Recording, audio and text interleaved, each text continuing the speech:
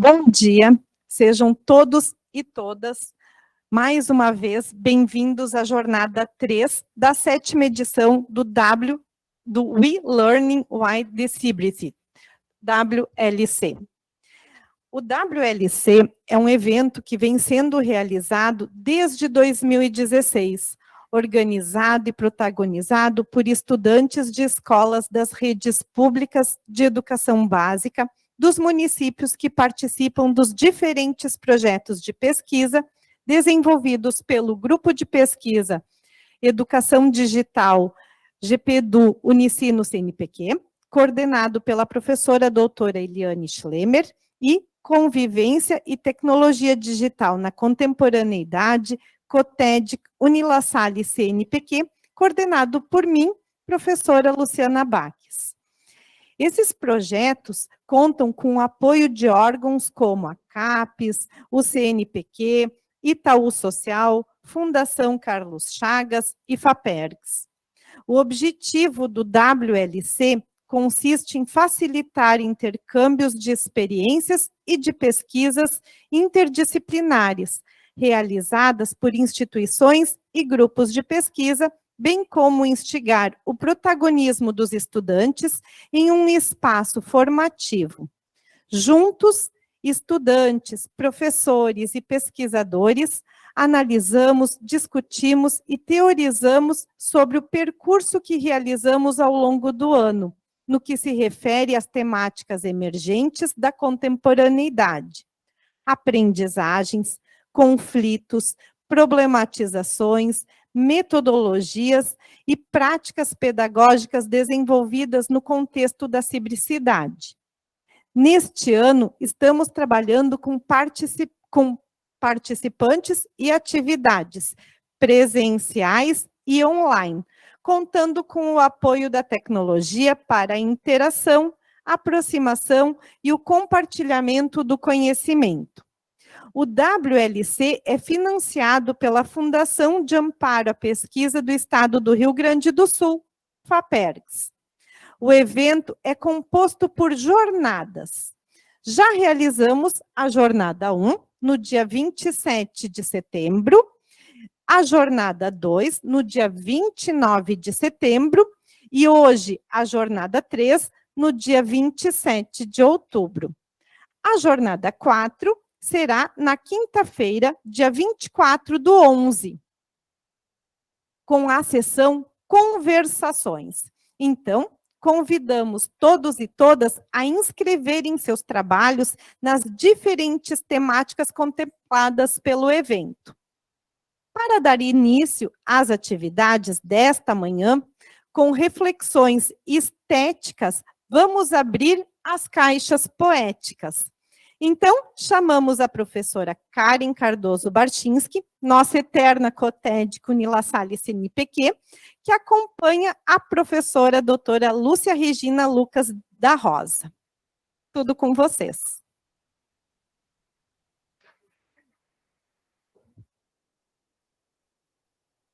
Então, convido a professora doutora, mestre em letras pela Universidade Federal do Rio Grande do Sul, na área de literatura brasileira, especialização em reconstruindo o ensino da língua e literatura pelo Centro Universitário La Salle, especialista em docência universitária na contemporaneidade e MBA em gestão de instituições do ensino superior e graduada em letras. Também, atualmente, coordenadora do curso de letras da Universidade La Salle e coordenadora das Mulheres de Machado. Também convido a aluna Marina, graduanda do curso de letras, e eu, para que nós possamos abrir as nossas caixas poéticas.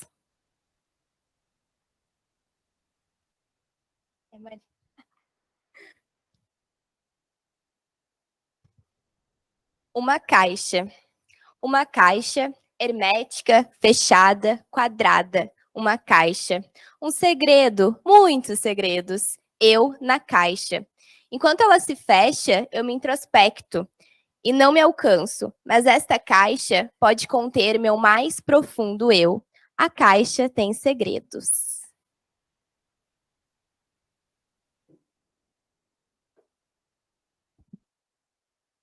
De degrau em degrau, de cima a baixo, um início e um final.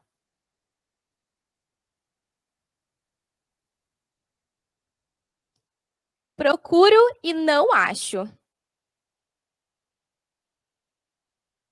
Vou pelo avesso da escada, para sair e chegar, descendo atrapalhada. e nada de parar, E no momento constante ou inconstante, resolvo olhar para cima, são partes do mesmo instante.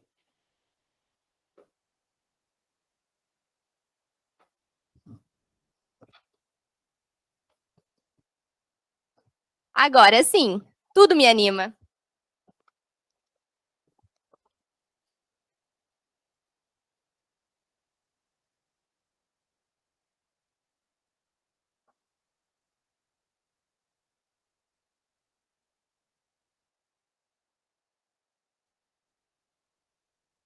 Sejam todos e todas muito bem-vindas e bem-vindos ao nosso WLC.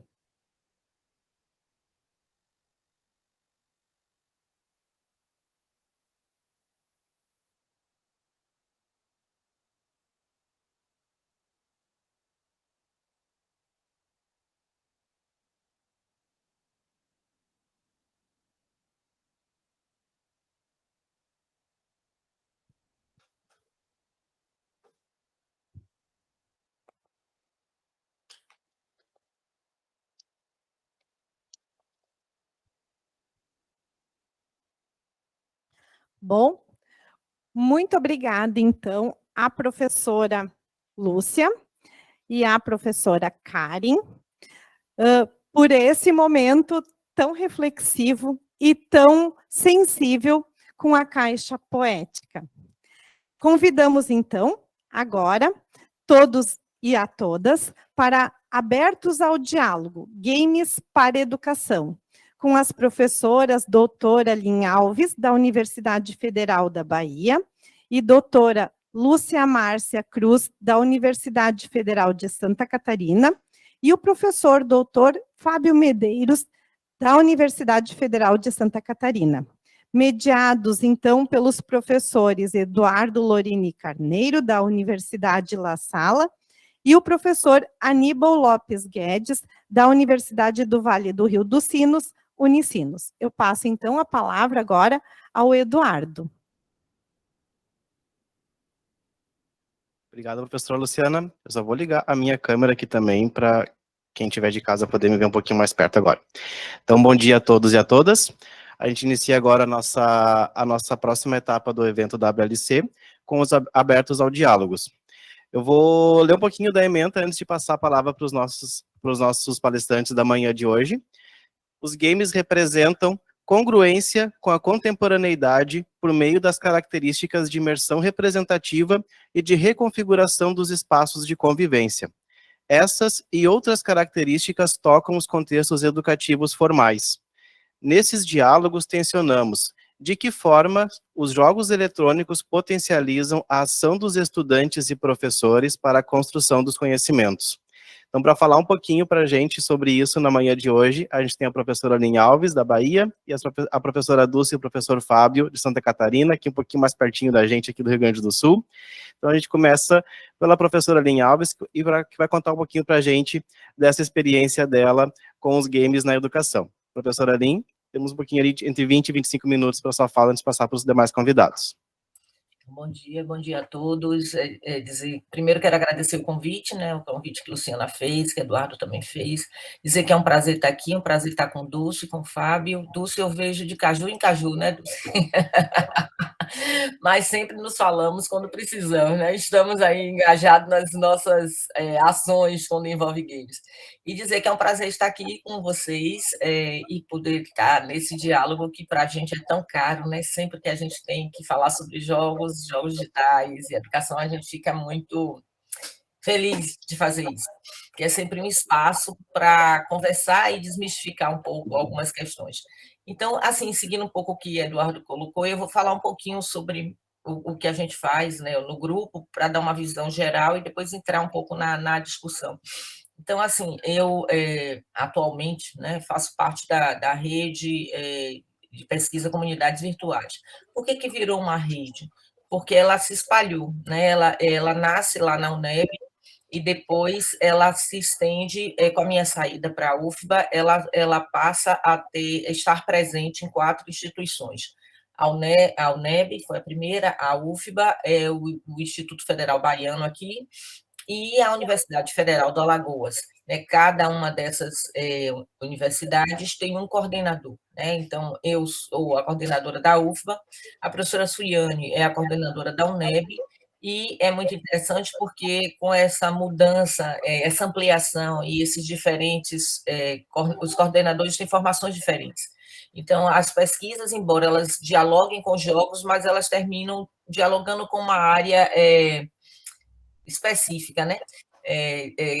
Você está falando aqui do SB Games, pois é, o povo lá da UNEB está lá no SB Games. Então, na UNEB, a professora Suiane Costa, ela é da área de saúde.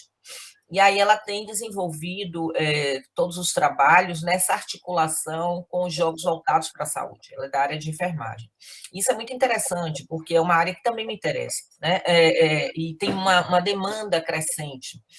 E, além disso, ela é muito, digamos assim, militante nas questões que envolvem as discussões em torno da etnia, né? Da raça. Então, os jogos também agora tem, na UNEB tem essa pegada. Não que quando eu estivesse lá não tinha, mas não era, digamos assim, as pesquisas não eram todas centradas nesse aspecto. Hoje elas são. E na UNEB, hoje a prática termina dialogando muito com o desenvolvimento de jogos mais analógicos, né? Card games, que inclusive ela está apresentando agora lá no SB Games o trabalho que ela desenvolveu com o grupo dela lá. Oi, Márcio. No grupo do... porque eu conheço ele. No grupo do Instituto Federal Baiano, a gente tem 2 coordenadores, né? O coordenador que tem formação em História e a coordenadora que tem formação em Pedagogia. Então, essa parte de jogos e a discussão de jogos voltados para o ensino de História é muito forte lá, né? Que é o professor Elion Viana. Então, isso também é outra coisa interessante, porque o Comunidades começa na UNEB desenvolvendo jogos para o ensino de História. E Elion, com a formação dele e a paixão pela história, intensifica isso. Nesse instituto, a gente não tem histórico de desenvolvimento, mas mais de pesquisa e processos formativos.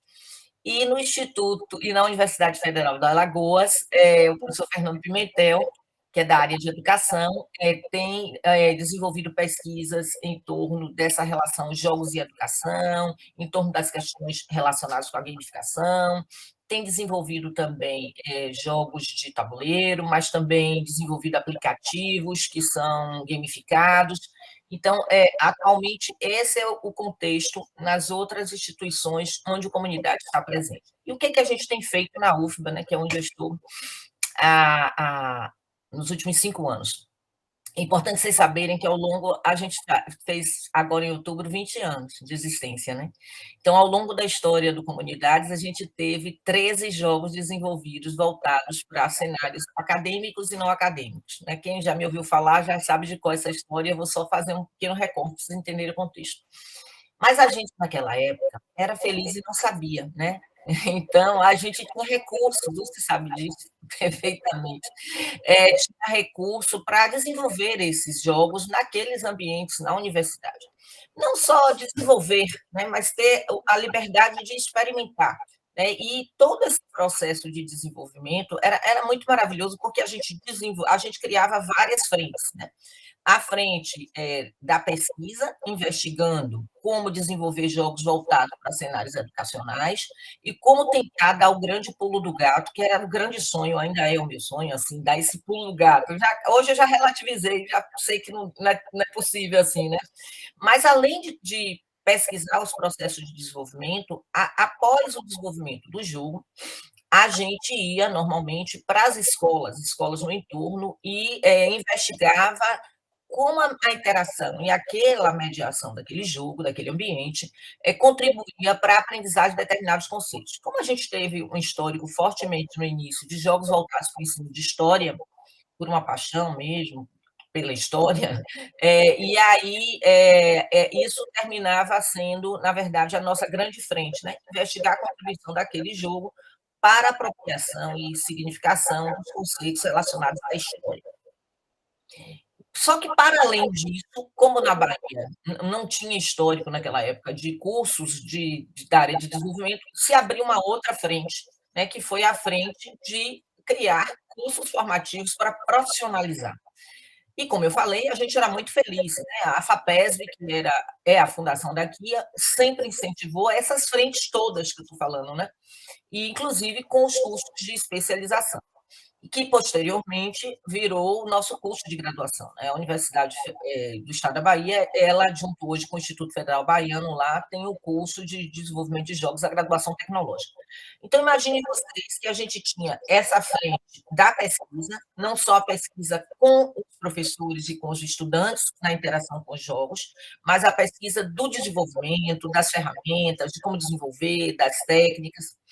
A gente tinha a pesquisa, a gente tinha os processos de desenvolvimento de jogos, e teve todo um processo de evolução que foi acompanhando as mudanças tecnológicas.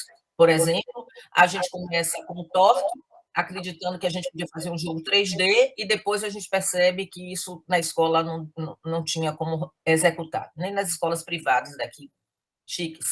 E aí a gente migra para o Flash, com a descontinuidade do Flash, a gente migra para o Unity. E aí a gente sai do PC para os dispositivos móveis. E, paralelo a isso, os cursos formativos para qualificar os profissionais para atuar nesse mercado, no nosso ecossistema que começa a desabrochar, né? Ao longo desses 20 anos, eu sempre digo, é sempre tímido, né? Essa semana a gente teve um evento sobre isso. E aí, e tinha também toda a parte de formação para professores. Então, era isso que a gente fazia na UNEB, né?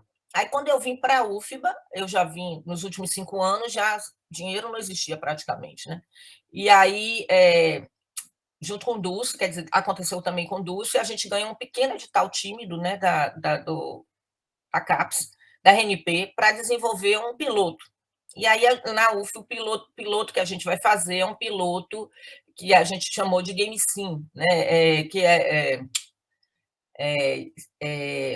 na verdade, não era Game Sim, é um jogo, era uma simulação para estimular determinadas funções executivas, já um jogo voltado para jovens universitários, no sentido de o cenário era o estúdio de desenvolvimento de aplicativos e de jogos. E nesse estúdio ele teria que lidar com várias situações, não só de planejamento, de tomada de decisão, mas também ia acontecer, né, alguns obstáculos, alguns desafios, e a ideia era estimular essas funções. Foi um módulo pequeno, porque o recurso foi muito pequeno, foi um demo mesmo, e a partir desse demo a gente fez uma pesquisa de usabilidade com os meus estudantes, e eu utilizei na minha disciplina com os meus estudantes aqui, porque eu sou professora atualmente do bacharelado de Ciência e Tecnologia, mas termino dando aula para os outros bacharelados, que é Arte, Humanidades e Saúde. Então, eles vêm muito para a disciplina. Então, aqui na UFBA, essa parte de desenvolvimento, ela vai acontecer com esse projeto que a RNP deu para a gente, né? Chamou os grupos e deu. E milagres acontecem. Eu tinha um recurso da FAPESB quando eu estava na UNEB, e o recurso tinha ficado estagnado lá no Universal. Com a minha migração, o recurso saiu. E a gente teve, dentro da UFBA, a grande oportunidade de fazer pela uma coisa que a gente nunca tinha feito, na vida, que foi fazer o update do Guardiões da Floresta. O Guardiões da Floresta é a nossa vedete, que eu gosto de todos, mas ele é a minha vedete predileta. Por que ele é a minha vedete predileta? Porque a gente fez várias coisas com o Gamebook, inclusive a Luciana participou também. Então, essa possibilidade de sair do nosso nichozinho e ter outras pessoas, outros pesquisadores de outras universidades trabalhando com a gente, foi muito... Me emocionante, me arrepiei aqui. Então, a pessoa está ficando velha mesmo, né? Mas eu me arrepio mesmo quando era nova. Então, o que é que acontece? O Gamebook, ele explodiu assim, a gente teve a consciência de que a gente podia ampliar ali de diferentes formas. Uma pesquisa que foi uma pesquisa longitudinal, e isso foi uma coisa boa para a gente, porque a gente finalmente conseguiu estar numa escola. É tanta coisa, gente, que eu estou tentando recortar para ver o que é mais importante. Mas, assim, voltando para a UFBA. Então, a gente teve a oportunidade de fazer uma coisa inédita na nossa história, que é ganhar um recurso para verificar o que é que a gente podia melhorar no Gamebook em nível de mecânica. O dinheiro foi pouco, mas foi possível fazer. E isso foi muito legal, porque a gente retroalimentou o processo a partir do feedback dos professores, dos neuropsicólogos que fizeram parte dessa equipe, porque é um ambiente para desenvolver as funções executivas, e como eu não sou psicóloga, nem sou neuropsicólogo, mas a gente teve muita gente da UNEB, da neuropsicologia com a gente, e teve a participação externa, porque ele começa na UNEB, externa de outros neuros aqui da UFBA, da comunidade que faz atendimento. Então, esse pessoal participou dele, foi um projeto muito colaborativo. Então, a gente tinha o feedback depois que o jogo foi entregue. E eles foram sugerindo, e a gente foi melhorando o fluxo, o level design, várias coisas. Então, ele ficou, digamos assim, um pouco melhor do que a versão inicial. Então, na UFBA, em nível de desenvolvimento, no que se refere a jogos digitais, a gente teve essas duas experiências.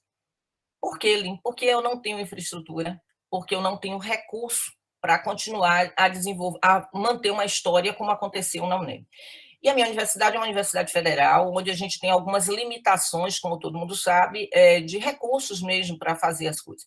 Aí, o que eu ia fazer? Eu tive que pensar como eu vou me reinventar nesse lugar, né? E, então, na graduação, eu dou uma disciplina de tópicos, que é exatamente sobre jogos, onde eu trabalho com os meninos as discussões relacionadas para pensar a questão do jogo enquanto um fenômeno cultural, mais questões ligadas à pesquisa, as questões ligadas a desenvolvimento, mas trabalhando no máximo com a estruturação do game design, porque a gente não tem como desenvolver. Aí eles fazem um processo de reengenharia em cima de jogos que eles adoram, né, os AAA, e depois eles propõem um jogo, às vezes voltado para a educação, às vezes voltado só para entretenimento. Além disso, a gente também, eu dou uma disciplina que eu convido os meninos a desenvolverem jogos de tabuleiro, fazerem proposições. E aí, em 2019, antes da pandemia, eu estava trabalhando muito com os Objetivos do Desenvolvimento Sustentável, né, os 30, e aí a gente casava com a Semana Nacional de Ciência e Tecnologia, e os alunos da escola pública, ensino da educação básica, iam e validavam esses protótipos. Então, para além disso, a gente fez também uma pesquisa com os alunos da universidade, mas agora investigando a interação deles com o Lumosity. Não sei se vocês conhecem, o Lumosity é um aplicativo gamificado que se diz que ele se coloca como que estimula, né, as funções executivas. E aí a gente criou um protocolo, porque esse Lumosity é uma grande caixa preta, então você não sabe efetivamente como é que eles fazem essa avaliação. E tem várias críticas sobre o Lumosity. E a gente fez esse trabalho voltado agora para a questão da estimulação das funções executivas em jovens universitários. Então, para além disso, né, eu faço ainda o trabalho com as secretarias de educação, quando eles têm uma abertura para a gente fazer processos formativos com os professores e com os adolescentes. Agora, tem uma coisa que tem despertado muito meu interesse, especialmente, né, com essa discussão sobre plataformização, sobre a questão da proteção dos direitos de crianças e adolescentes, e isso tem despertado o meu interesse, tenho estudado um pouco, né, essa questão dos jogos enquanto plataformas, enquanto a questão da proteção de dados para criança e adolescente. Tenho tempo ainda, Eduardo?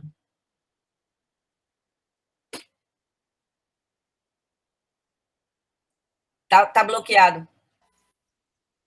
Isso aí. Ah, tá, agora liberou. Tem 10 minutinhos ainda, prof, pode falar. Então, eu estou situando um pouco, né, assim, para vocês entenderem.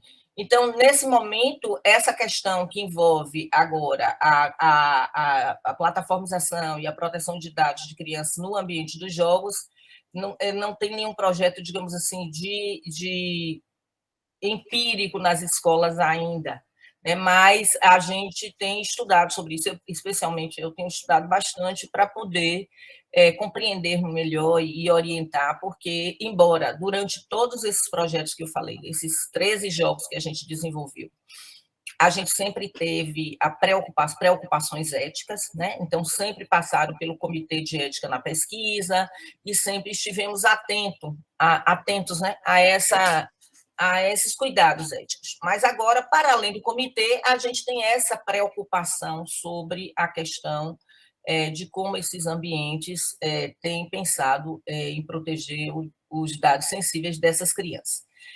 Bem, e aí, inevitavelmente, né, com essa história que a gente tem aí relacionada com os jogos, essa questão sempre retorna lá na UFBA. Mas retorna mais no sentido de que os meninos, os meus alunos, no caso do IAC, eles têm essa necessidade mais de ter um espaço formativo. Então, como a gente não consegue, dentro da instituição, criar, por exemplo, não temos braços, né, não temos mão de obra qualificada para criar uma área de concentração específica nessa área, a gente vai realizando esses processos formativos muito próximo do ecossistema, né, do nosso ecossistema. Então, a gente está sempre em parceria, convidando, trazendo eles para a universidade, dando a oportunidade dos meninos visitarem essas empresas também, para que a gente possa criar essa relação. Eu acho muito importante, tem uma outra coisa que eu gosto muito de fazer, e a gente tem algumas publicações, é meio estranho, eu sei, para alguns, especialmente o povo da educação, para entender isso, mas eu adoro essa discussão da indústria. Eu acho que, enquanto uma pessoa que trabalha com formação, especialmente a formação de desenvolvedores, eu não posso estar afastado. Eu sou um pouco seduzida mesmo por isso. Então, a gente tenta se aproximar dessa pequena indústria, no sentido de que fortalecer essa parceria com a universidade, criando esse espaço de diálogo para contribuir para a formação e até possível inserção dos estudantes. Bem, isso é para vocês terem uma ideia do que é o Comunidades. E em nível da questão que nos traz aqui, né, de como esses jogos têm contribuído para a educação. Então, as pesquisas, todos os jogos que a gente realizou, a gente fez investigação de base qualitativa, especialmente com as crianças e com os professores. Com os professores, no primeiro momento, criando espaços de formação para que eles entendessem o que são os jogos e vencer um pouco, não falo, no início, sim, resistência, mas vencer um pouco a ideia de que os jogos não são só para entretenimento e que ele não precisa só ele jogar. O que a gente dizia naquela época, os professores não jogam, mas eles jogam jogos casuais, cada vez mais frequentes, e você tem uma geração de professores jovens. O que eles não conseguem é pensar como eu posso levar isso para a sala de aula. Né? Então, a gente centra hoje nessa discussão, né, de como orientar, criar um espaço de orientação e de construção de sentido por parte dos professores, para que eles entendam o que aqueles jogos, mesmo jogos casuais que eles interagem, eles podem se constituir em espaços interessantes, lúdicos e interativos, que contribuam para o desenvolvimento de algumas funções executivas, funções cognitivas, né? E também contribuir para a aprendizagem de alguns conceitos. E isso é uma coisa importante, que embora a gente tenha na trajetória da gente, eu gosto de dizer isso, que eu não posso esquecer, desenvolvimento de jogos voltados para a educação, a gente não só trabalhou com isso. Então, a gente tem muitas pesquisas com Call of Duty, por exemplo, com Valiant Hearts, com o Assassin's Creed, que é a nossa grande paixão, né? Especialmente a Lyon, esse que agora é o coordenador do IFE, a gente tem uma pesquisa com isso, porque é o que mobiliza os meninos, né? E eles adoram. Então, eu sempre conto as historinhas que os alunos ajudam. E como é que a gente faz com as crianças? Bem, depois desse processo formativo para o professor estar sensível e aberto, aí a gente faz o trabalho com as crianças, criando espaço de interação. Infelizmente, como todo mundo sabe, a dinâmica da escola, especialmente da escola pública, da privada também, né? Você não dá para inserir dentro da famosa grade. A grande dificuldade. Aí você tem que criar um espaço, a escola flexibiliza e a gente trabalha normalmente com turmas divididas. Então, vou contar a experiência mais recente do Gamebook, que foi uma experiência inicial, onde eles, Gamebook e não posso esquecer também, o Minecraft. Né? O Minecraft entra porque eles pedem o Minecraft. Então, por isso é importante dizer que toda a trajetória da gente não é só voltada para o que a gente faz, mas também para o que eles demandam e do que é interesse deles. Estou falando para professor, mas eu vou dizer isso aqui, viu, gente? Eu sou professora, tá? 100% de formação. Os professores, embora a gente faça isso, eles, quando a gente chega lá na escola, eles esquecem da gente, deixam a gente sozinho com os meninos. Aí, quando você diz agora, a universidade tem que ir embora, porque tem outras coisas para fazer. Aí acaba. Né? Você constrói todo um processo, mas ele não tem continuidade. Por quê? Por conta dessa dificuldade que eu falei. Né? Então, a gente não consegue ter uma continuidade no sentido de, se eu me afasto, a escola continua. Infelizmente, na minha experiência, foi assim. Eu não sei como é a experiência de Fábio e de Dulce, que Dulce também tem. Eu estou falando mais de Dulce, viu, Fábio? Porque eu tenho mais proximidade com ela. Dulce tem uma inserção grande também na área de educação e de educação básica, então talvez a experiência seja um pouco diferente, assim como Dani também tem, Daniela Ramos, né? Então, que são parceiras de pesquisa, parceiras queridas. Mas aqui não.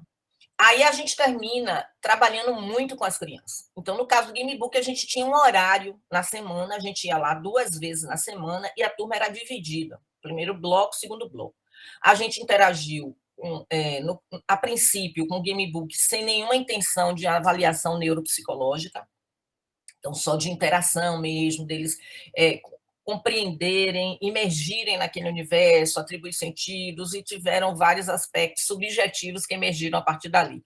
Então, foi uma pesquisa mais voltada para as questões subjetivas que tensionam o processo, como lidar com a frustração, né?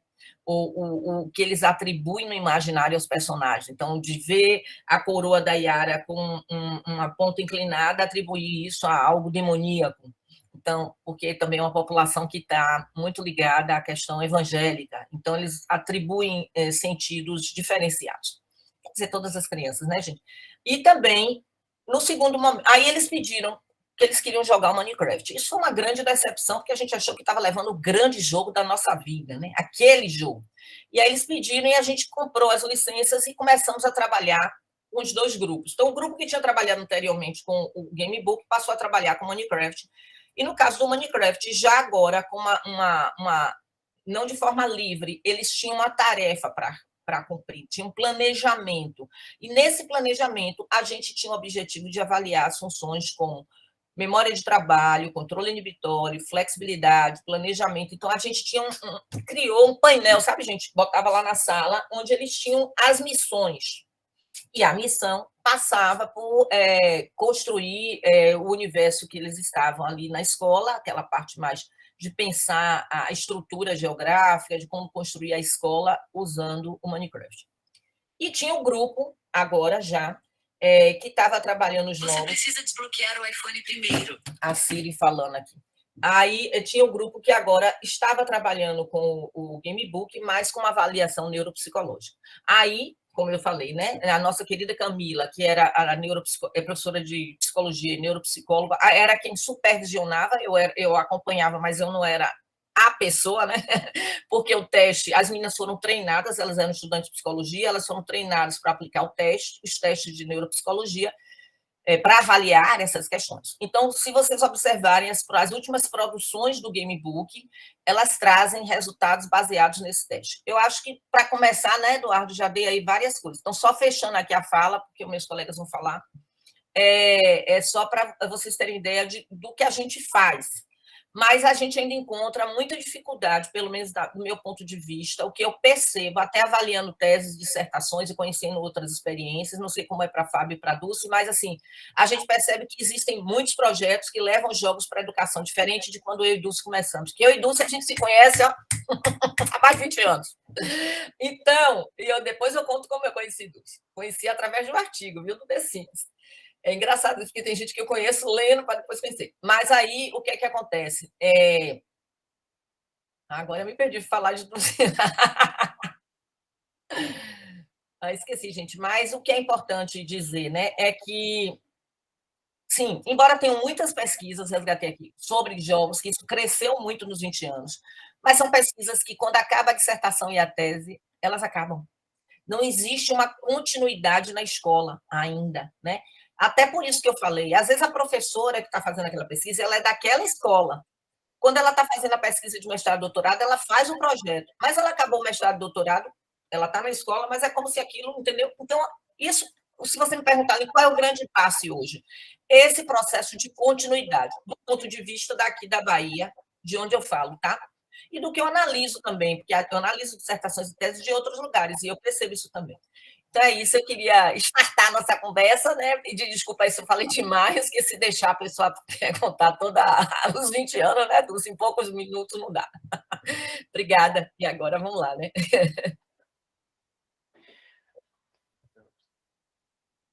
Perfeito, professora. Muito obrigado, então, pela sua fala. Acho que a gente já tem aqui alguns tensionamentos para depois a gente voltar para a discussão.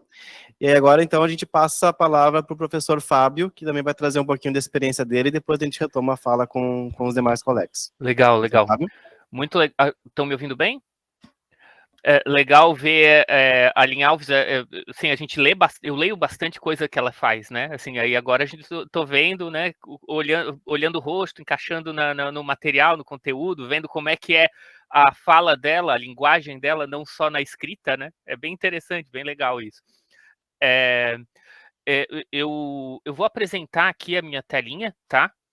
Que eu vou passar alguns conteúdos, eu vou ser mais técnico do que contar a minha experiência, assim, né?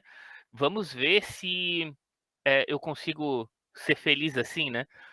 Como a Aline falou, que a gente era feliz e não sabia, né? Acho que a gente tem a esperança aí de voltar a ser feliz agora, vamos ver.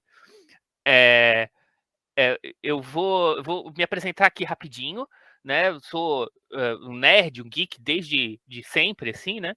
Sou mestre de RPG, psicólogo, professor de geografia, game designer educacional, especialista em educação ambiental. Então eu tenho aí uma junção de diferentes habilidades aí que me colocaram nessa posição de escrever contos, escrever histórias, escrever narrativas para jogos, né? E trabalhar com as mecânicas dos jogos também. A minha pesquisa é muito mais voltada para o RPG, para os jogos de interpretação de papéis, jogos analógicos de contação de histórias, né? Mas a gente está aí nesse caminho. Eu tenho um monte de coisa para falar, vou tentar assim, citar algumas coisas, e aí, caso vocês tenham interesse em aprofundar em alguma coisa, faz a pergunta, que daí lá no final, quando a gente estiver conversando sobre, eu trago algum conteúdo a mais, tá? Mas a ideia principal é que, assim, trouxe o Huizinga de início porque ele fala assim, né? O jogo vem antes da cultura. E essa fala dele aqui eu acho muito massa, porque ele fala assim, ó, a gente é muito mais do que seres racionais. A gente tem a tendência a achar que ser racional é o máximo que a gente pode. Não, a gente é mais do que seres racionais. Nós somos irracionais né, com os jogos, né? E eu acho que isso é uma virada que a gente dá, né? De ficar pensando assim, será que ser racional é o que nos torna humanos, né? Será que não tem algo mais ali, algo diferente nisso, né? Eu acho que é uma discussão legal, assim, para a gente colocar razão, emoção, essas coisas assim, né, em discussão enquanto a gente tá pensando sobre jogos.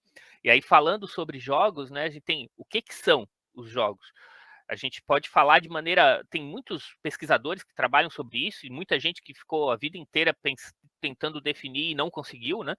Mas a Jenny McGonigal, no livro dela, Realidade em Jogo, ela traz 4 pontos que são bem importantes sobre a definição de jogos, né? A presença de missão, objetivo, desafio, isso daí está presente em praticamente todos os jogos, né? Regras como um sistema de regras ou uma informação sobre como que a gente deve se comportar durante o jogo, a participação voluntária, que é o entrar no jogo, né? E a ideia de feedback imediato, né? Que eu tenho informação sobre o que está acontecendo no jogo e como que eu estou me desempenhando e se eu posso corrigir a minha atuação no durante. E acho que isso é um dos grandes motivos para o jogo ser tão divertido, né? Tão interessante, assim, a gente poder escolher essas coisas, né? Então, os jogos eletrônicos em si, eles são um hobby para a grande maioria das pessoas que o praticam, né? É uma vivência, né, no sentido de que eu estou junto com outros ou sozinho participando de uma atividade que está trazendo algum conteúdo, estou interagindo, estou vivenciando aquilo que está acontecendo. O jogo no sentido dessa brincadeira, dessa atividade que eu estou desempenhando com um objetivo claro, né? E por tempo determinado, e por si só, né, à vontade, sem... o jogo também é uma mídia, né, uma forma de se comunicar, de se expressar, e o jogo é um artefato cultural que se comunica com os outros artefatos culturais, a gente vai olhar isso um pouquinho mais adiante. Aí o Jesse Shell, ele tem um game designer que tem o livro A Arte do Game Design, ele criou essa tétrade ali que eu acho bem interessante de abordar, falando sobre quais são as categorias, né, dos elementos que estão presentes nos jogos, né? A gente tem as tecnologias, as plataformas, a professora Aline falou bastante sobre quais são as plataformas e as mudanças que ocorreram nas plataformas e como isso gerou mudança na própria ideia do jogo, da construção dos jogos, a narrativa e a mecânica do jogo, a narrativa, o roteiro, a história, a mecânica, o sistema de regras, né? E a estética, que é a experiência do jogo, o visual dele, mas não só o visual, todo o processo sensorial e a experiência do jogar e como que ela se manifesta, né? Dentro dessa ideia, a gente pode falar, eu estou começando na leitura de Winnicott, mas quando falo dele, quando eu leio sobre ele, eu vou fazendo vários paralelos com coisas que eu já conheço. Conheço muito Vygotsky, né? Conheço alguns da área de game design também, que se comunicam bem com o que ele fala. Nessa ideia de que a brincadeira, o faz de conta, ele é um espaço onde a criança consolida as suas informações, aprende, lida com os outros, e aí nesse faz de conta, experimenta coisas diferentes, criando essa zona da brincadeira do faz de conta que permite que ela experimente, veja como que é, né? E isso facilmente a gente relaciona com o círculo mágico, que o Huizinga fala também, que é a ideia de que quando eu estou no jogo, eu me coloco à disposição do jogo, né, aceitando as regras que o jogo tem, e aí aquilo ali gera um meio diferente, um espaço diferente para que eu possa conviver com o jogo de maneira diferente do que é a vida real, assim, né, do que é o espaço lá fora, e essas comunicações que existem a partir da aprendizagem, né, com o que tem lá fora e o que eu estou vivenciando aqui dentro do jogo, enquanto ele está ocorrendo. E a ideia do fluxo também, né? Quando a gente está fazendo essas atividades, porque o Winnicott fala que essa zona de criatividade e imaginação, ela continua existindo depois que a gente parte para a vida adulta, né? Mas ela se migra para a área de artes, para religião, né, para outros conteúdos, assim, né? E aí o Csikszentmihalyi é um psicólogo que fez um estudo sobre... ele é muito estudado no game design, assim, né? Então, acredito que a maioria de vocês deve conhecer já o que ele fala, mas a ideia é que é criado um fluxo enquanto a gente está tendo prazer enquanto está jogando, né? Porque a gente está fazendo atividades que são condizentes com o nosso nível de habilidade e a gente vai aprendendo mais e aí aquilo ali alimenta a gente a estar presente no jogo. Quando a gente vê, passou 5 horas e a gente está lá construindo a casinha no Minecraft, né? Então, acho que essa ideia do fluxo do Csikszentmihalyi fala muito desse espaço imaginativo de criação que o Winnicott também traz, né? Assim, né, tem muita coisa para falar disso, mas vamos seguir. Um cara que eu estou estudando bastante para o meu doutorado é o José Zagal, né? E ele fala sobre o ludoletramento. Ele traz do James Paul Dia 3 características que são importantes para o ludoletramento, que são a habilidade de decodificar, de compreender os significados e de produzir significados, né? Com um determinado aspecto semiótico, né? E o Zagal traz isso para os videogames, para os jogos eletrônicos, dizendo que o primeiro elemento é jogar. Né? A habilidade de decodificar é conseguir entrar no jogo, né? Se divertir, brincar no jogo. Né? Isso é a primeira habilidade que a gente desenvolve. O segundo elemento é compreender o que está ali no jogo, os significados que são trazidos dentro do jogo. Né? E o terceiro elemento é a habilidade de criar jogos, produzir jogos. Então, dentro dessa visão do James Poldi, que o Zagal vai traduzindo para os jogos eletrônicos, a visão de que tem três espaços diferentes ali, né? Não necessariamente hierarquicamente, né? Mas com essa visão. E outra coisa importante é pensar que, assim, o que é entender jogos, né? Porque o jogo é um fenômeno complexo pra caramba, né? Então a gente tem que olhar para ele como um aspecto cultural, como que ele conversa com outros elementos da cultura também, né? O jogo como transmídia, jogo como ressignificação de outros meios, de outras linguagens, né? Dentro dos próprios jogos também, como que um jogo se caracteriza em comparação com outros, a partir de gênero, a partir de mecânica, né, diferentes características dele.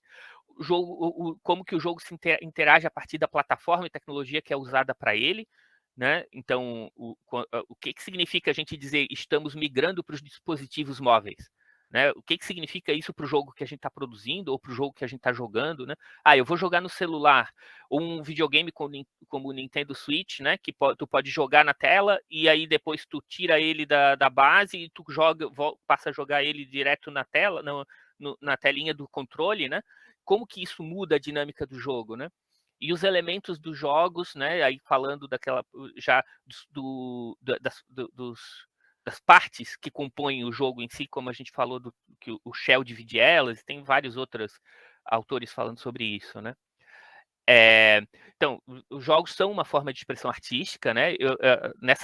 Se eu tivesse mais tempo, eu falaria um pouquinho de cada jogo aqui, mas eu não tenho muito tempo, então vamos seguir adiante. Mas a ideia é de que é uma forma de expressão visual, mas também a vivência do jogo é uma forma de expressão artística, né? Isso é importante, a experiência, né?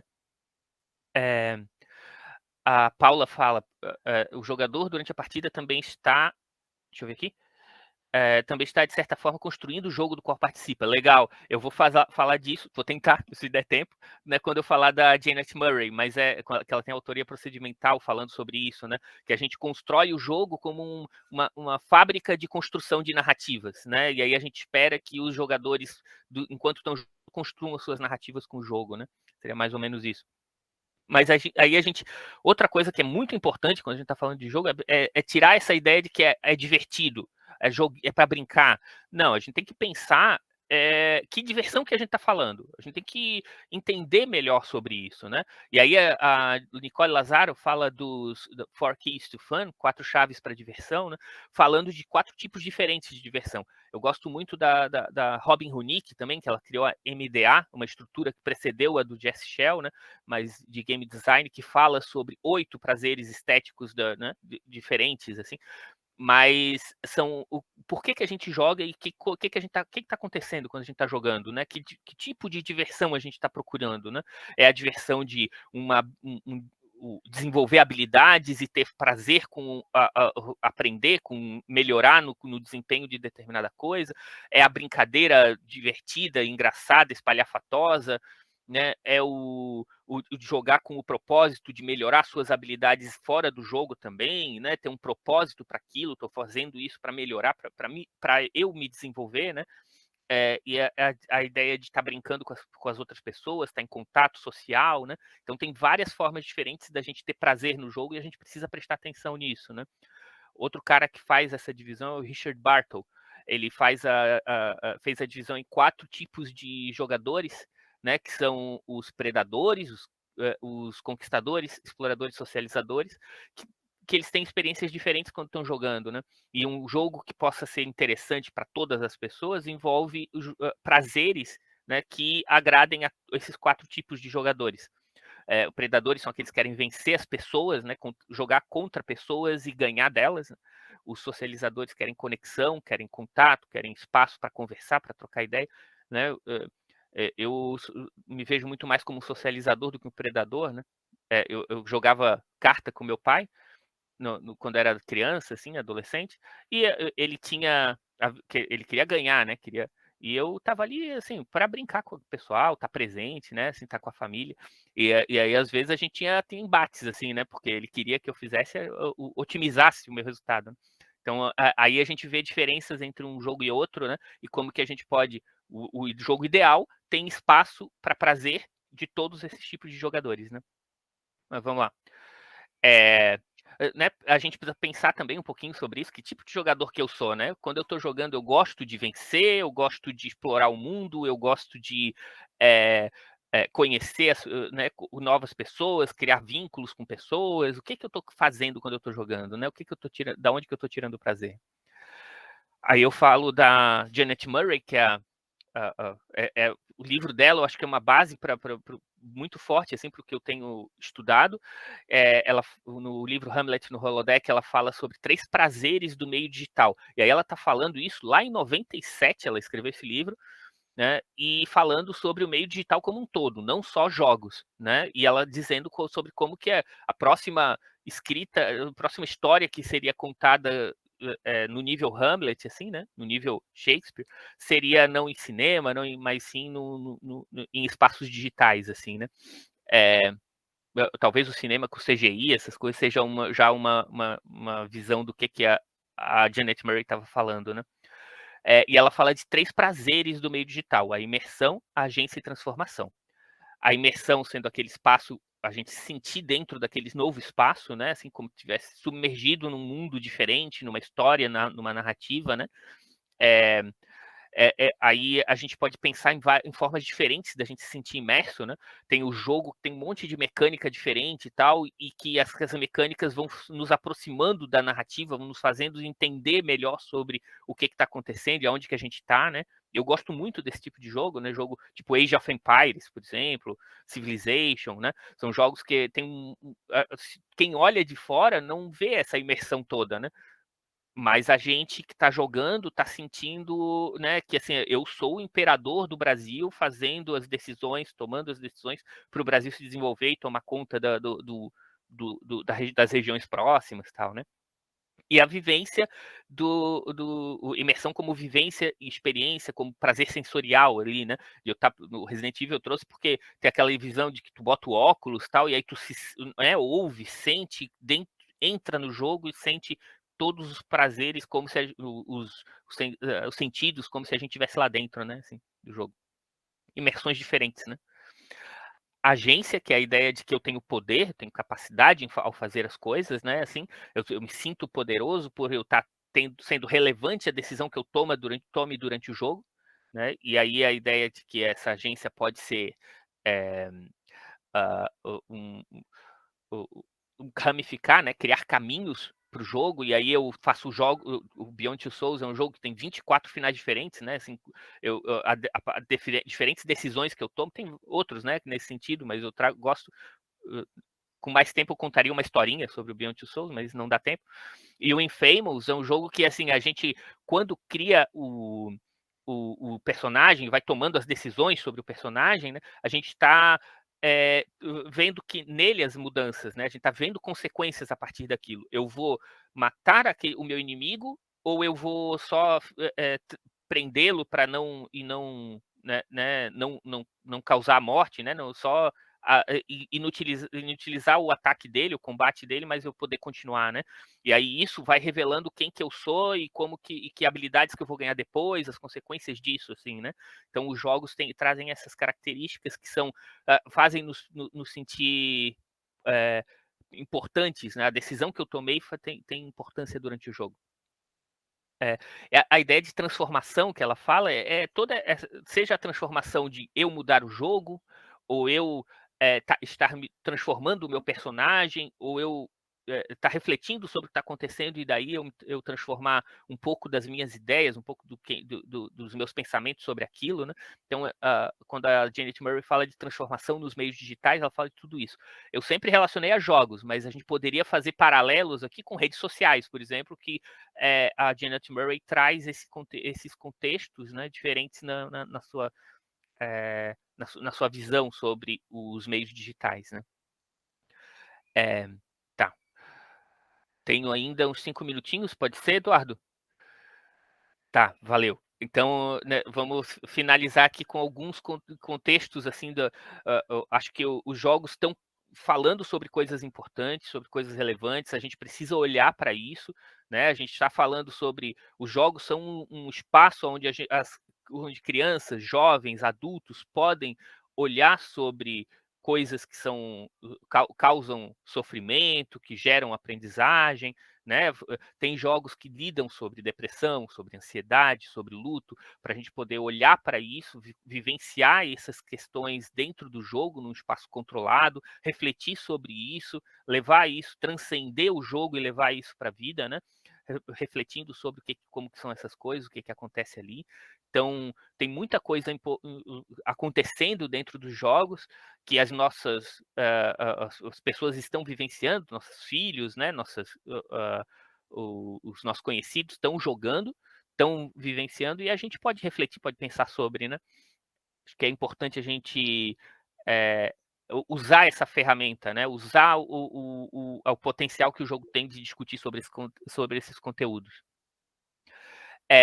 O jogo também é um espaço de convivência, né? Assim, os jovens, e às vezes não tão jovens também, se encontram, né, para jogar, né? E aí é o novo rolê, né? Assim, em vez de descer para ir para a pracinha, o pessoal vai no Discord e decide aonde vai jogar e qual jogo vai jogar, né? Então, assim, muitas vezes é isso, né? Seja League of Legends, Minecraft, Among Us, né? Que virou febre. Até o Boulos jogou Among Us com a galera numa live, foi bem legal. Então, acho que essa ideia de perceber o jogo como um espaço de interação, um espaço social, né? É importante também, né? E aí o que entra ali, o que está vinculado a isso, né? Tem muitas coisas que acontecem nesses espaços que a gente precisa estar de olho. Tem jogos que são mais adequados para diferentes faixas etárias, tem jogos que, né? E até inclusive com essa configuração, com essa conversa, né? Então é bem importante a gente olhar para isso. Né? Os jogos são um mercado, o maior mercado de entretenimento hoje e em plena expansão, né? Ainda. Então, o Brasil também é um espaço de indústria de jogos, de construção de jogos, principalmente mobile, né? Então, a gente tem que olhar para isso com atenção, né? Percebendo o valor que ele tem e trazendo isso, refletindo sobre como que a gente pode usar na educação, né? O fato do jogo estar sendo um espaço tão utilizado, né? Quando se fala sobre o que a gente aprende com jogos eletrônicos, principalmente, né? A gente pode falar da questão dos soft skills, habilidades sociais, né, muito desenvolvido, tem bastante estudo sobre diferentes conteúdos relacionados às habilidades sociais que podem ser aprendidas através dos jogos eletrônicos. Então, são questões a serem trabalhadas, mas aí, assim, a gente poderia falar sobre conteúdos educacionais, escolares, sobre o aprendizado dentro dos jogos, pelos jogos, e poder ter esse poder, né, de refletir sobre o que tu tá jogando e aí pensar no que tu tá lidando a partir daquilo ali, sejam habilidades sociais, sejam conteúdos escolares, mas a criança, o jovem que está jogando aqueles jogos, poder ter autonomia de pensamento crítico sobre isso, né? Assim, poder olhar para isso e refletir de diferentes formas, né? Porque todos esses jogos que eu estou mostrando ali teriam essas condições de gerar aprendizados, né? Agora, todo mundo aprende, de fato, aí é outra coisa, né? A gente tem que pensar, né? E eu acho que a mediação dos professores a respeito disso é essencial, né? E aí foi uma parte do conteúdo que eu não coloquei, porque eu acho que a Dulce vai falar também bastante sobre o papel do professor nesse sentido, né? Então, né, assim, não queria falar tudo e não deixar mais nada assim, né? Né, agradeço aí a participação, o tempo aí que vocês, né, dispensaram para me ouvir aqui. Me sigam nas redes sociais, que eu estou sempre colocando coisa aí sobre jogos, sobre educação. O Twitter eu não uso muito, estou aprendendo a usar ainda, mas no Instagram eu estou mais presente, assim, né? Valeu. Obrigado aí, Eduardo.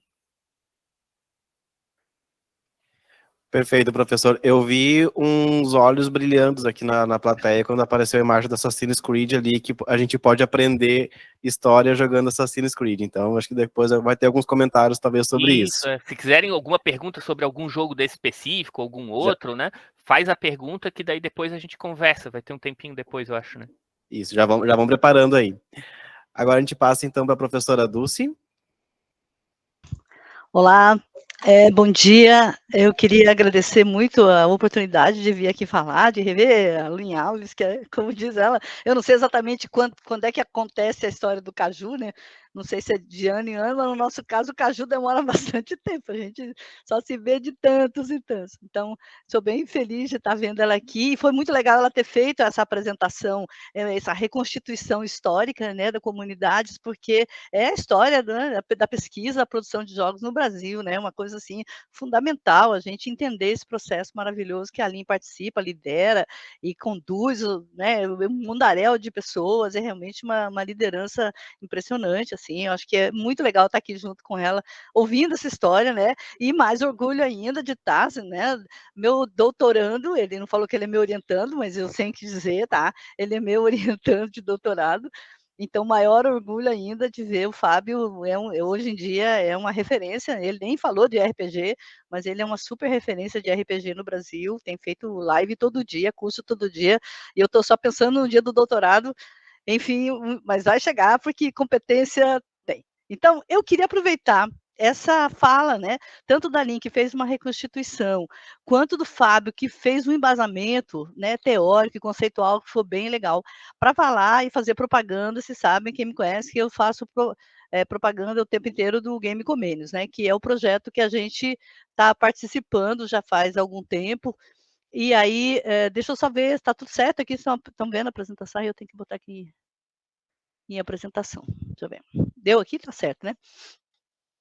Então, o que eu queria falar um pouquinho, eu vou tentar falar dentro do tempo, eu separei um monte de slides mais ilustrativos, assim, mas para falar um pouquinho sobre essa ideia do encontro, né? Qual é que eu entendi, pelo menos, qual é o potencial educativo dos jogos, como é que a gente pode trabalhar esse potencial e como é que a gente tem feito isso nas nossas pesquisas. Eu, como a Aline Alves, comecei assim, tateando, né? Eu me vi muito na fala dela, porque lá no começo, em 2000, eu comecei a pesquisar jogos, e eu pesquisava justamente pensando nessa ideia da fantasia, né, da fascinação que os jogos tinham, né, que as pessoas se envolviam tanto, meus filhos jogavam, eu comecei a pesquisar isso. Então, nos anos 2000, eu trabalhei muito pesquisando narrativas, né, as narrativas dos jogos, aí eu resolvi ir para a escola, fazer jogos, fazer narrativas, usar o RPG Maker para produzir narrativas lúdicas com as crianças, enfrentei esses problemas que a Lin colocou da escola, né, o currículo engessado da escola e a dificuldade que a gente tem de ir para a escola, levar o projeto, ficar ali, as crianças até fazem, os professores até dizem legal, mas a gente, quando vai embora, o projeto vai embora, né? Então, e a dificuldade de entrar também, do planejamento, de encaixar no currículo da escola. E aí, então, passei alguns anos produzindo jogo com criança em escolas públicas e privadas, e fazendo várias experiências com RPG Maker, com crianças, né, trabalhando com isso. Aí, quando eu fui para a Universidade Federal de Santa Catarina, comecei a dar aula na pedagogia e comecei a perceber que as alunas, né, não entendiam, não jogavam, né, e os professores também não. Então, o meu foco começou a ser, já que é assim, é tão difícil entrar na escola, então vamos começar a pensar em quem está na escola, né? Vamos começar a trabalhar a formação das estudantes, a formação dos professores.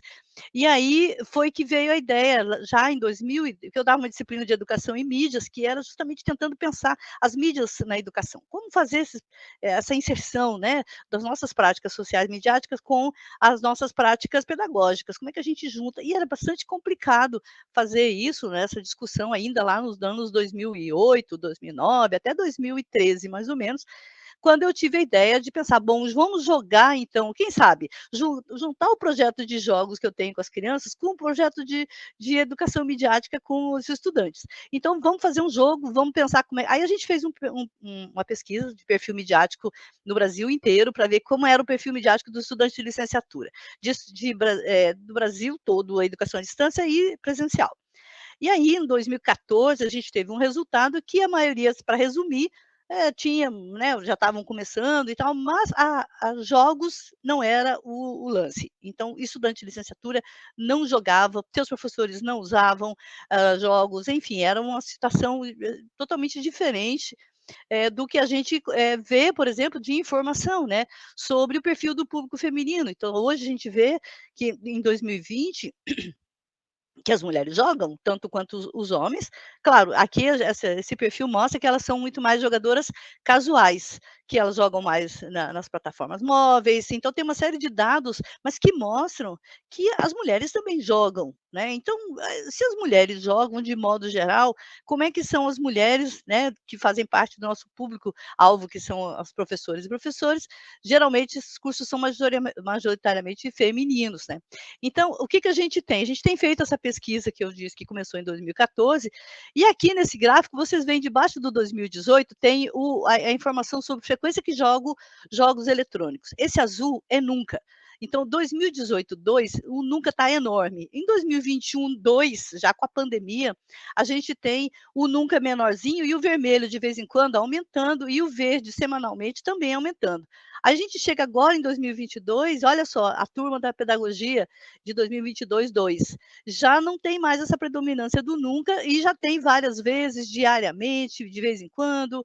Então, essas pessoas, né, essas estudantes, jogam, né, cada vez mais. E como é que elas usam recursos pedagógicos como aluno, incentivado pelos professores? Aí vocês já vão ver no gráfico da esquerda aqui, esse azul nunca uso ou nunca usei jogos eletrônicos em sala de aula, e essa é uma pesquisa de hoje. Mesmo jogando, mesmo já experimentando, é como a Aline falou, né, não é usado, o jogo não é um recurso pedagógico. E como docente, muitos estudantes desses já estão dando aula e muitos professores muitos já são professores. Como é que é o seu uso pedagógico de recursos como docente? Está aqui, o azul de novo. Nunca usei ou usei jogos eletrônicos. Nunca uso e nunca usei jogos eletrônicos em sala de aula como docente. Então, essas práticas que aparecem, sociais de jogos, não aparecem na educação. Né? Então, as nossas pesquisas, elas têm muito com vem essas questões importantes que guiam a gente. É como unir as práticas sociais do cotidiano dos estudantes de licenciatura e professores com suas práticas pedagógicas. Como mídia educar com jogos digitais e com jogos de modo geral. Como ampliar os letramentos na perspectiva do ludo-letramento, ou seja, ampliar as práticas sociais midiáticas pensando no lúdico, como o Fábio explicou ali, né? Pensando o jogo como o foco desse letramento. Como fazer professores e estudantes de licenciatura pensarem e adotarem os jogos em suas práticas pedagógicas. Então, isso é um grande problema para nós, que nós estamos tentando lidar desde 2018 a partir da mídia educação. A mídia educação é essa ideia de trazer as mídias, né, para dentro da educação, pensando na cidadania, na crítica, na criação, na cultura, em 3 modos. Né? Um seria o modo técnico ou instrumental, que seria usar as mídias, com as mídias. Né? Seria um outro modo crítico, que seria sobre as mídias, estudar as mídias como objeto de estudo. E um outro expressivo produtivo, que é entender as mídias como produção mesmo, saber fazer com as mídias, não apenas entender, né, não apenas estudar, não apenas jogar, mas também produzir. Então, a educação midiática que a gente pretende é uma educação ativa, participativa, lúdica. Então, em cima dessas ideias, a gente está considerando que as mídias, elas são variáveis, né? A mídia não é só tecnologia, né? Não é só equipamento, o hard. A mídia não é só o programa, os aplicativos, os softwares. A mídia também é a cultura que está envolvida com o uso dessa mídia. Então, o celular tem determinados comportamentos que as pessoas fazem, né? Se comportam, tem habilidades necessárias para utilizar as mídias, enfim, tem letramentos necessários para essas mídias, e também eles envolvem linguagens. Cada mídia tem sua linguagem diferente, que também envolve uma aprendizagem, e ele se modifica conforme as práticas, conforme a faixa etária, conforme, enfim, diferentes gêneros, diferentes aspectos que a gente pode considerar, inclusive relacionados ao próprio equipamento, ao programa e à cultura.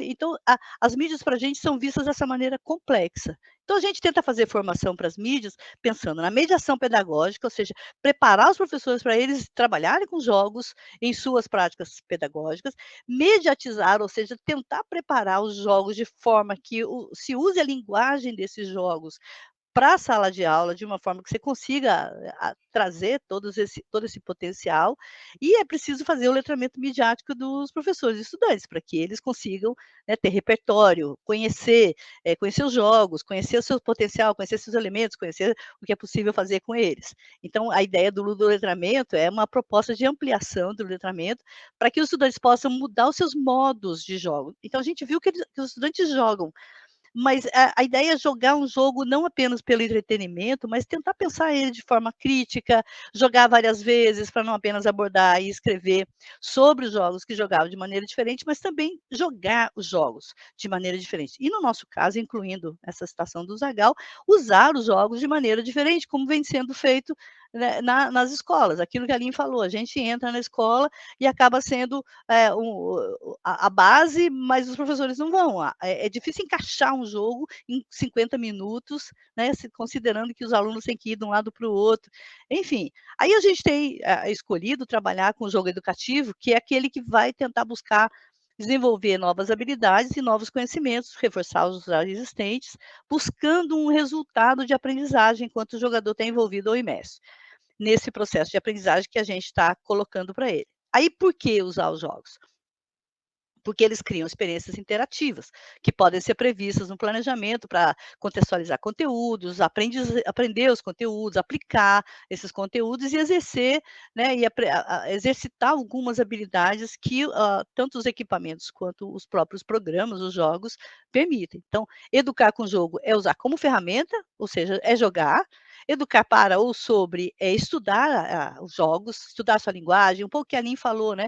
Estudar o Assassin's Creed, ver suas características, os efeitos, condições de produção, tudo que envolve essa indústria cultural. E através também produzir, né? A habilidade de produzir essa mídia. Então, quando instrumentos de criação e autoria em atividades práticas, pensando no protagonismo dos alunos. Então, essa aqui é a tela inicial do jogo 1, que o Game Comênios é justamente o Comênios, o pai da didática, que fala para a Ludinha: venha, Ludinha, só você pode me ajudar nessa missão para levar a educação, né, levar a mídia para a educação. E aí ela diz, mas ela atende o chamado do Comênios. Então, eu estou trazendo agora algumas imagens do jogo, né, do Game Comênios, esse aqui é do jogo 3, e a aula vai começar. E os estudantes, né, que jogam, e os professores também, fazem uma série de quizzes, eles escolhem mídias, eles vão tentando trabalhar com as mídias. A nossa proposta é fazer planejamento de mídias a partir do jogo. Então, ele é um jogo de simulação de sala de aula, né, pensando, então, com as 3 gerações de mídia que a gente dividiu, na geração das mídias tradicionais, no jogo 1, das mídias audiovisuais no 2, e das mídias digitais no jogo 3, que eu queria dizer para vocês que a gente está muito feliz, o Fábio é o game designer desses jogos todos, na verdade, o Fábio participou de todo esse processo, e a gente agora está com o Game Comênios 3 prontinho, acabou de sair do forno inteiro, com 3 metodologias, 3 fases, né, para serem jogadas. Eu convido vocês a entrar, inclusive, lá para jogar e avaliar para a gente o que vocês acharam. Então, o Comênios é um jogo de mídia, um projeto de mídia de educação que investiga como o jogo digital pode estimular os estudantes de licenciatura e professores de modo geral a utilizar as mídias em suas aulas para educar com, sobre e através das mídias. Então, aqui eu vou mostrar algumas telas de gameplay, de cenário, de feedback do jogo 1, do jogo 2, né, do jogo 3, então são bem diferentes, mas a base é sempre essa. A gente tem uma sala de aula, tem escolhas e depois tem a simulação da aula e uma avaliação. A gente também tem o Comênios Pocket, que é um jogo de cartas, que simula essa situação, só que para ser jogado com cartas, né, em grupos presenciais ou online, para fazer essa simulação, só que de uma forma reflexiva. A gente tem trabalhado bastante, esse é um jogo bem gostoso de jogar com os grupos de estudantes e professores. Aí dentro do jogo tem quiz de mídia para responder sobre as questões e entender um pouco melhor sobre as mídias, tem o planejamento da sequência didática, né, no caso do jogo 1, são 8 missões que vão sendo feitas pelo jogador. No jogo 2 também, no módulo 2, são as mídias audiovisuais, então essa sequência, né, como fazer o planejamento do módulo 3, as mídias digitais, então incluindo todas as anteriores, mais as mídias digitais. E como é que a gente usa o Game Comênios na formação para as mídias? A gente tem uma abordagem metodológica, que é a DBR, que a gente parte de um problema, desenvolve uma solução, vai para a aplicação dele, faz teste, faz refinamento do produto que a gente fez, a gente volta para reflexão e melhoramento para refazer de novo o protótipo, e a gente vai fazendo assim, nesse ciclo iterativo com o nosso protótipo. Então, quando a gente volta para o teste, a gente está fazendo em oficinas. Então, a gente faz encontros, né, dentro das disciplinas da licenciatura, em cursos de formação que a gente faz para diversos níveis de professores, tanto da UFES, que é professor de ensino superior, quanto educação básica. Aqui é um teste de protótipo do jogo 2, de um tabuleiro do jogo 2 que a gente desenvolveu e que até nem foi muito para frente, porque a gente decidiu ficar com o jogo digital primeiro, né.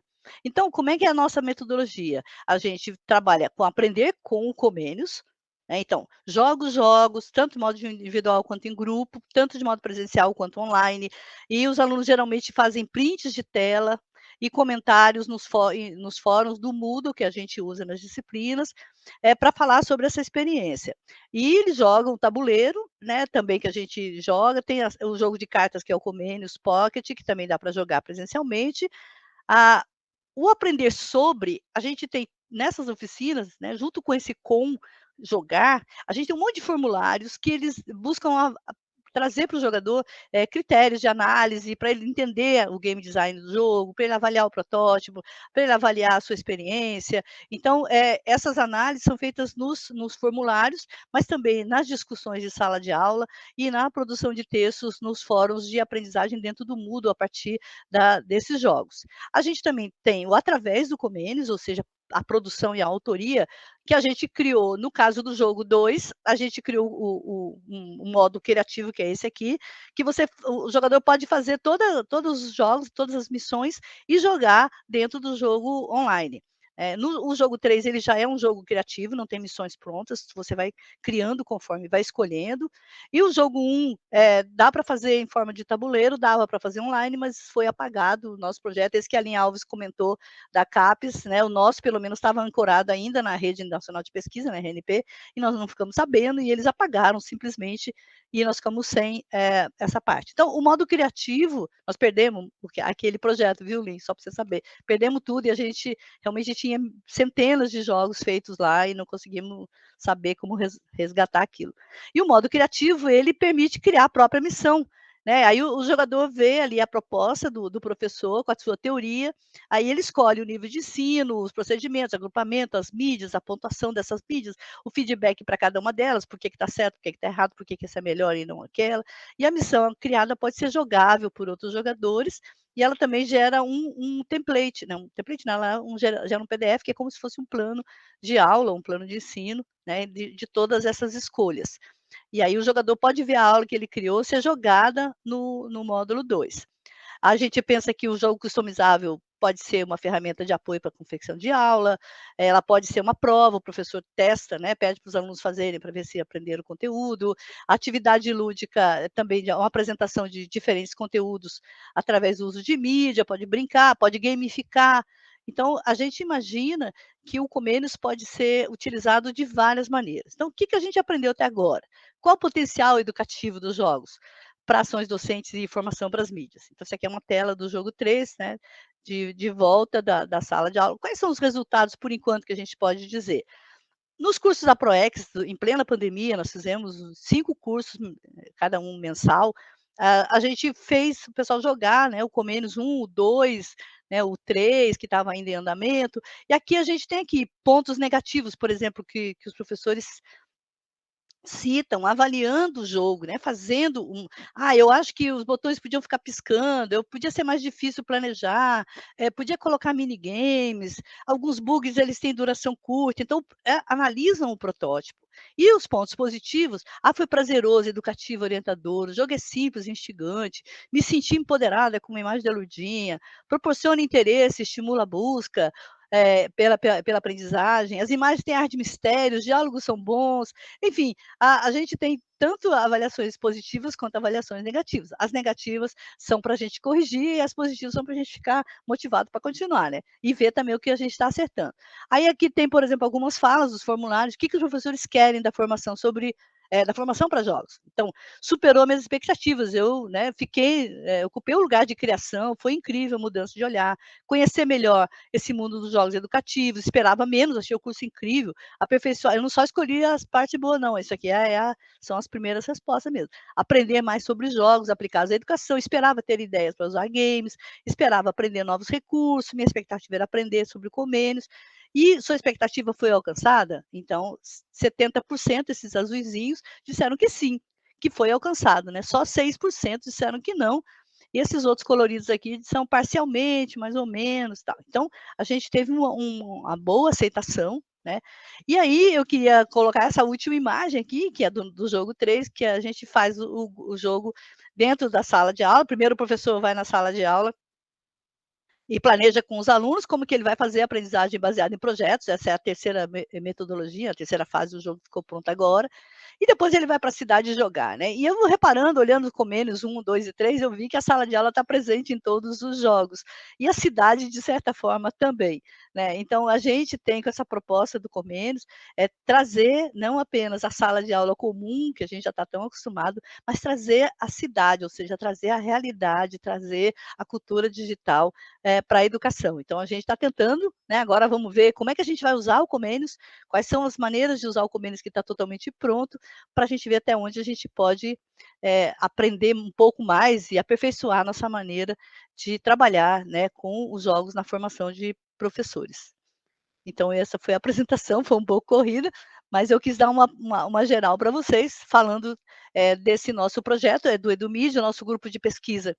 Ele também envolve as pesquisas da professora Daniela Ramos, que trabalha com cognição, principalmente, com as questões de aprendizagem, e ela tem uma pesquisa muito legal com crianças. A gente está fazendo um jogo agora, chama jogo Sensidex, o digital, que é um jogo de emoções, para trabalhar com as crianças. Eu vou entrar na parte de formação, para ajudar os professores a usar esses jogos. A Aline Alves, inclusive, está entrando num projeto novo, que a gente, né, da Daniela, que a gente está mandando aí, para fazer um projeto bem grande com esse Sensidex. Ele já existe em forma de tabuleiro, e a Daniela tem pesquisado bastante essas questões diretamente com as crianças. Então, ela fica com a aprendizagem e eu fico com a formação de professores, e o nosso grupo de pesquisa tenta trabalhar, né, tanto na produção de jogos, como também na criação de metodologias, né, de uso, de pesquisa mesmo, de tentar entender um pouco mais sobre essa mídia tão rica da nossa cultura digital.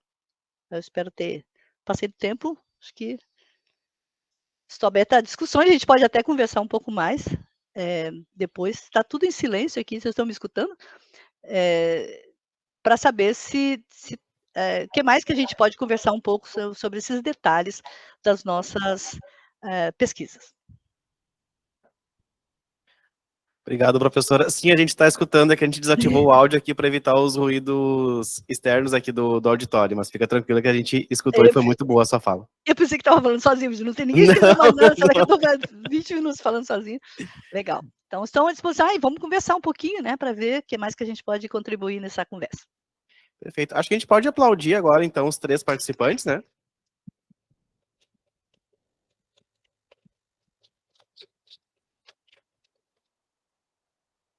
Foram ótimas falas, então, para a gente tensionar os games dentro da educação. E agora a gente abre para perguntas. Quem tiver alguma pergunta já pode ir se manifestando, já pode ir sinalizando. Quem tiver pergunta, de repente, que está em casa, pode talvez levantar a mão para a gente estabelecer aqui a fila de manifestações. Eu queria começar parabenizando o trabalho aí que Fábio e que nos colocou. Eu queria destacar algumas coisas assim que eu achei muito legal quando o Fábio, já no final, né, toda a fala foi importante, interessante, mas que ele destacou aspectos muito contemporâneos e que a gente tem que pensar com os jogos, que é a questão da depressão, a questão dessa relação com saúde. Então, eu acho fantástico que a gente abra, como o Fábio startou aqui, né, para pensar sobre isso. Hoje a gente tem uma produção bastante significativa de jogos voltados para, assim, não voltados para a depressão, mas para a gente pensar sobre a depressão, né, se colocar nesse lugar. Então, eu acho que um aspecto também, e isso também passa por uma questão educativa, formativa, né? E do Comênios é impressionante que eu estava aqui vendo, porque eu conheço o projeto desde o início, né? Dulce uma vez mandou para a gente testar, então, lá na época das reuniões na CAPES. E aí você vê como o processo, como é muito legal, que é uma coisa que a gente terminou não fazendo, só conseguiu fazer no Givebook, como é importante você investir num projeto, né?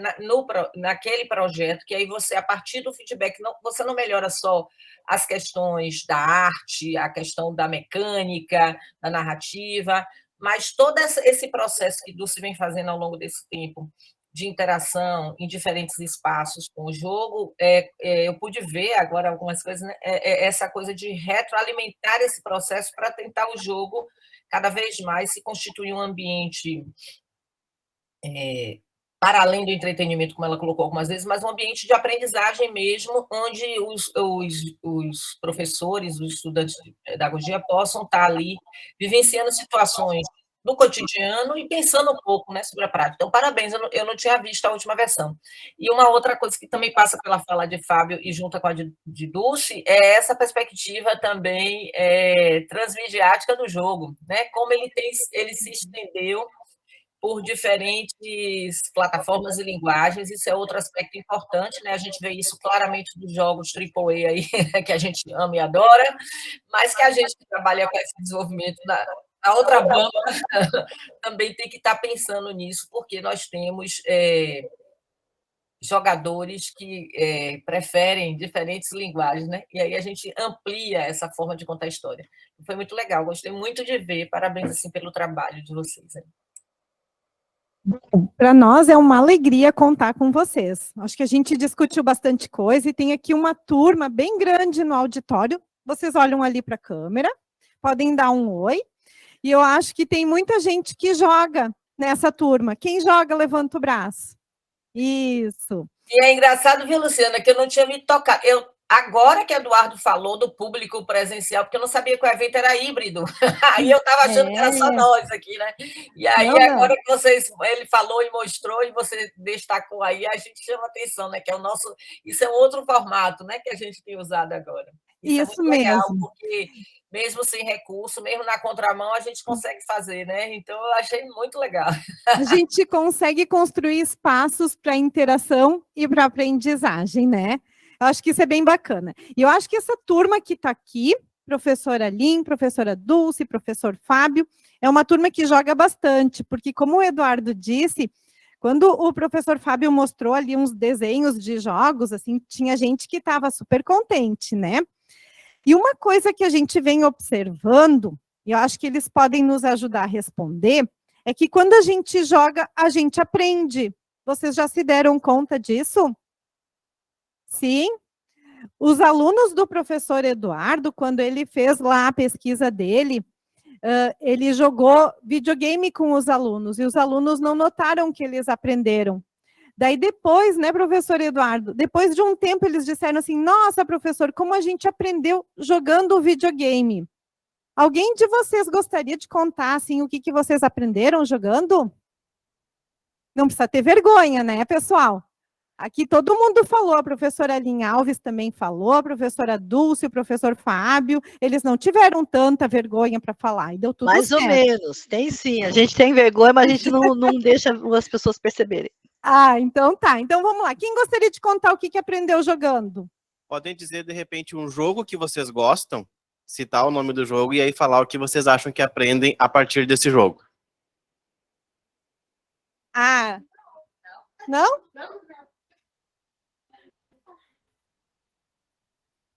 Mas então eu vou contar uma... Ah, tem uma aqui, ó. Vamos lá.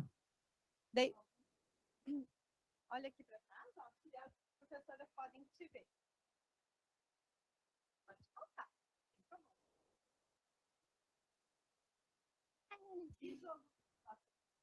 Eu não lembro muito bem o nome. Não conta comigo. Ele era de procurar umas pistas. De procurar umas pistas e ajudar a encontrar algumas coisas que faltam, tipo, em umas fotos. É bem legal.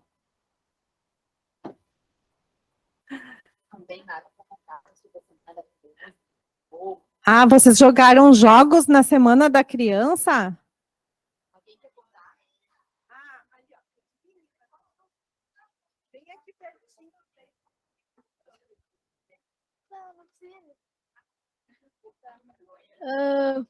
Horizon Zero Dawn, que é um jogo que tu, tipo, tem que salvar o mundo de um apocalipse de robótico, no caso, que os robôs dominam o mundo. Isso daí, ele aprende muito sobre robótica, tem várias peças, tu vai montando robôs, etc.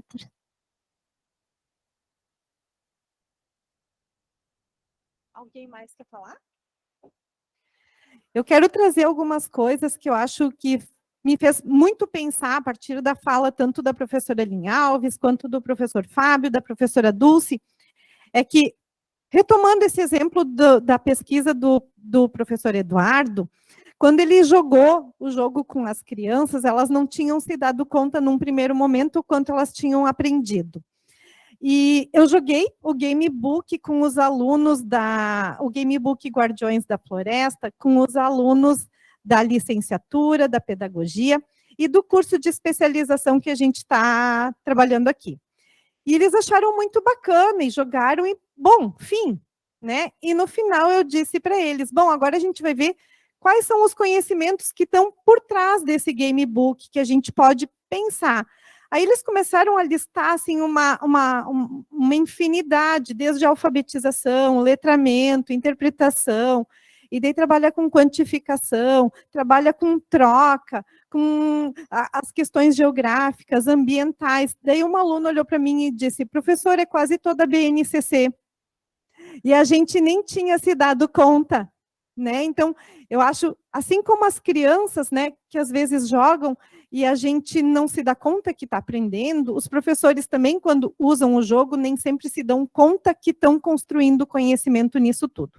Então, eu gostaria de ouvir de vocês, né, assim, um pouco de como vocês vêm lidando com essa tomada de consciência em relação à aprendizagem e à construção do conhecimento no jogo, para que não fique só nesse momento, que não é só, né, que é importante a ludicidade, é importante a brincadeira, mas que quando a gente traz para o contexto da educação, a gente quer um pouquinho mais, né? Eu gostaria de ouvir vocês um pouco sobre isso, que vocês já meio que deram pistas nas falas de vocês. Posso falar, então?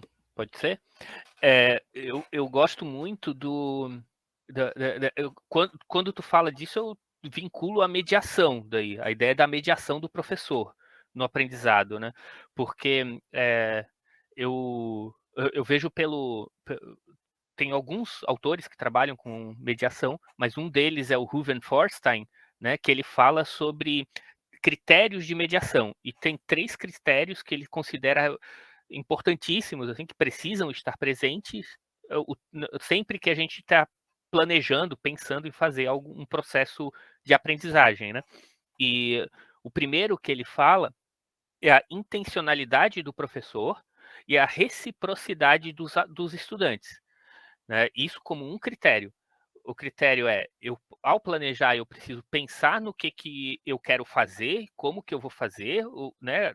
Dar intenção para as minhas decisões, né? Fazer com que as minhas decisões caminhem para o meu objetivo, né? Mas não dá para eu fazer isso sozinho. Eu preciso que os estudantes estejam topando a ideia, estejam participando, tendo responsabilidade sobre, e não só aceitando, mas se vinculando ao processo, né? Se sentindo importantes no processo. Esse é o primeiro critério dele, né? Intencionalidade e reciprocidade. O outro é a mediação do significado. E aí parte da ideia de que ele seja trazendo conteúdos, contextos, momentos, situações ou intervenções do professor, ele precisa gerar reflexão sobre os significados ali. E aí isso casa muito até com o que o Paulo Freire fala sobre o significado que a pessoa faz a partir do seu contexto, e aí o trabalho de mediação do professor para ressignificar aqueles conteúdos e poder compreendê-los de uma outra forma, refletir sobre aquilo, né? Aquela ideia de ação, reflexão e ação, né? Então, a mediação do significado é importantíssimo que ela esteja presente e vinculada o tempo todo com a ação do professor. E a terceira é a transcendência, que é a ideia de que, a partir do que está sendo feito no jogo, eu possa olhar para isso e pensar como que isso se encaixa, ou como que isso se transfere para o mundo, para a realidade. Né? E aí precisa da ação do professor nesse contexto, né? Dele olhar, fazer com que os estudantes e jogadores, né, ao jogar, eles reflitam, pô, e como que acontece isso na vida real? Né? A ideia da transcendência do Forstein é sobre eu tenho uma situação e tenho um caso. Eu preciso desse caso, dessa situação, olhar para como que isso se expande para o mundo. Como que eu posso olhar para essa situação e fazer com que ela tenha significado, de repente criando uma regra, criando uma maneira de entender o mundo, né, que faça com que aquele momento seja explicado, seja compreendido né, como uma forma de me posicionar e entender o mundo a partir daquilo, né? Então, 3 critérios que eu acho que estão presentes até na minha maneira de, quando eu estou planejando a aula, quando eu estou intervindo como professor, né? Então, eu queria complementar isso que o Fábio disse, pensando na formação dos professores que a gente tem feito com Comênios.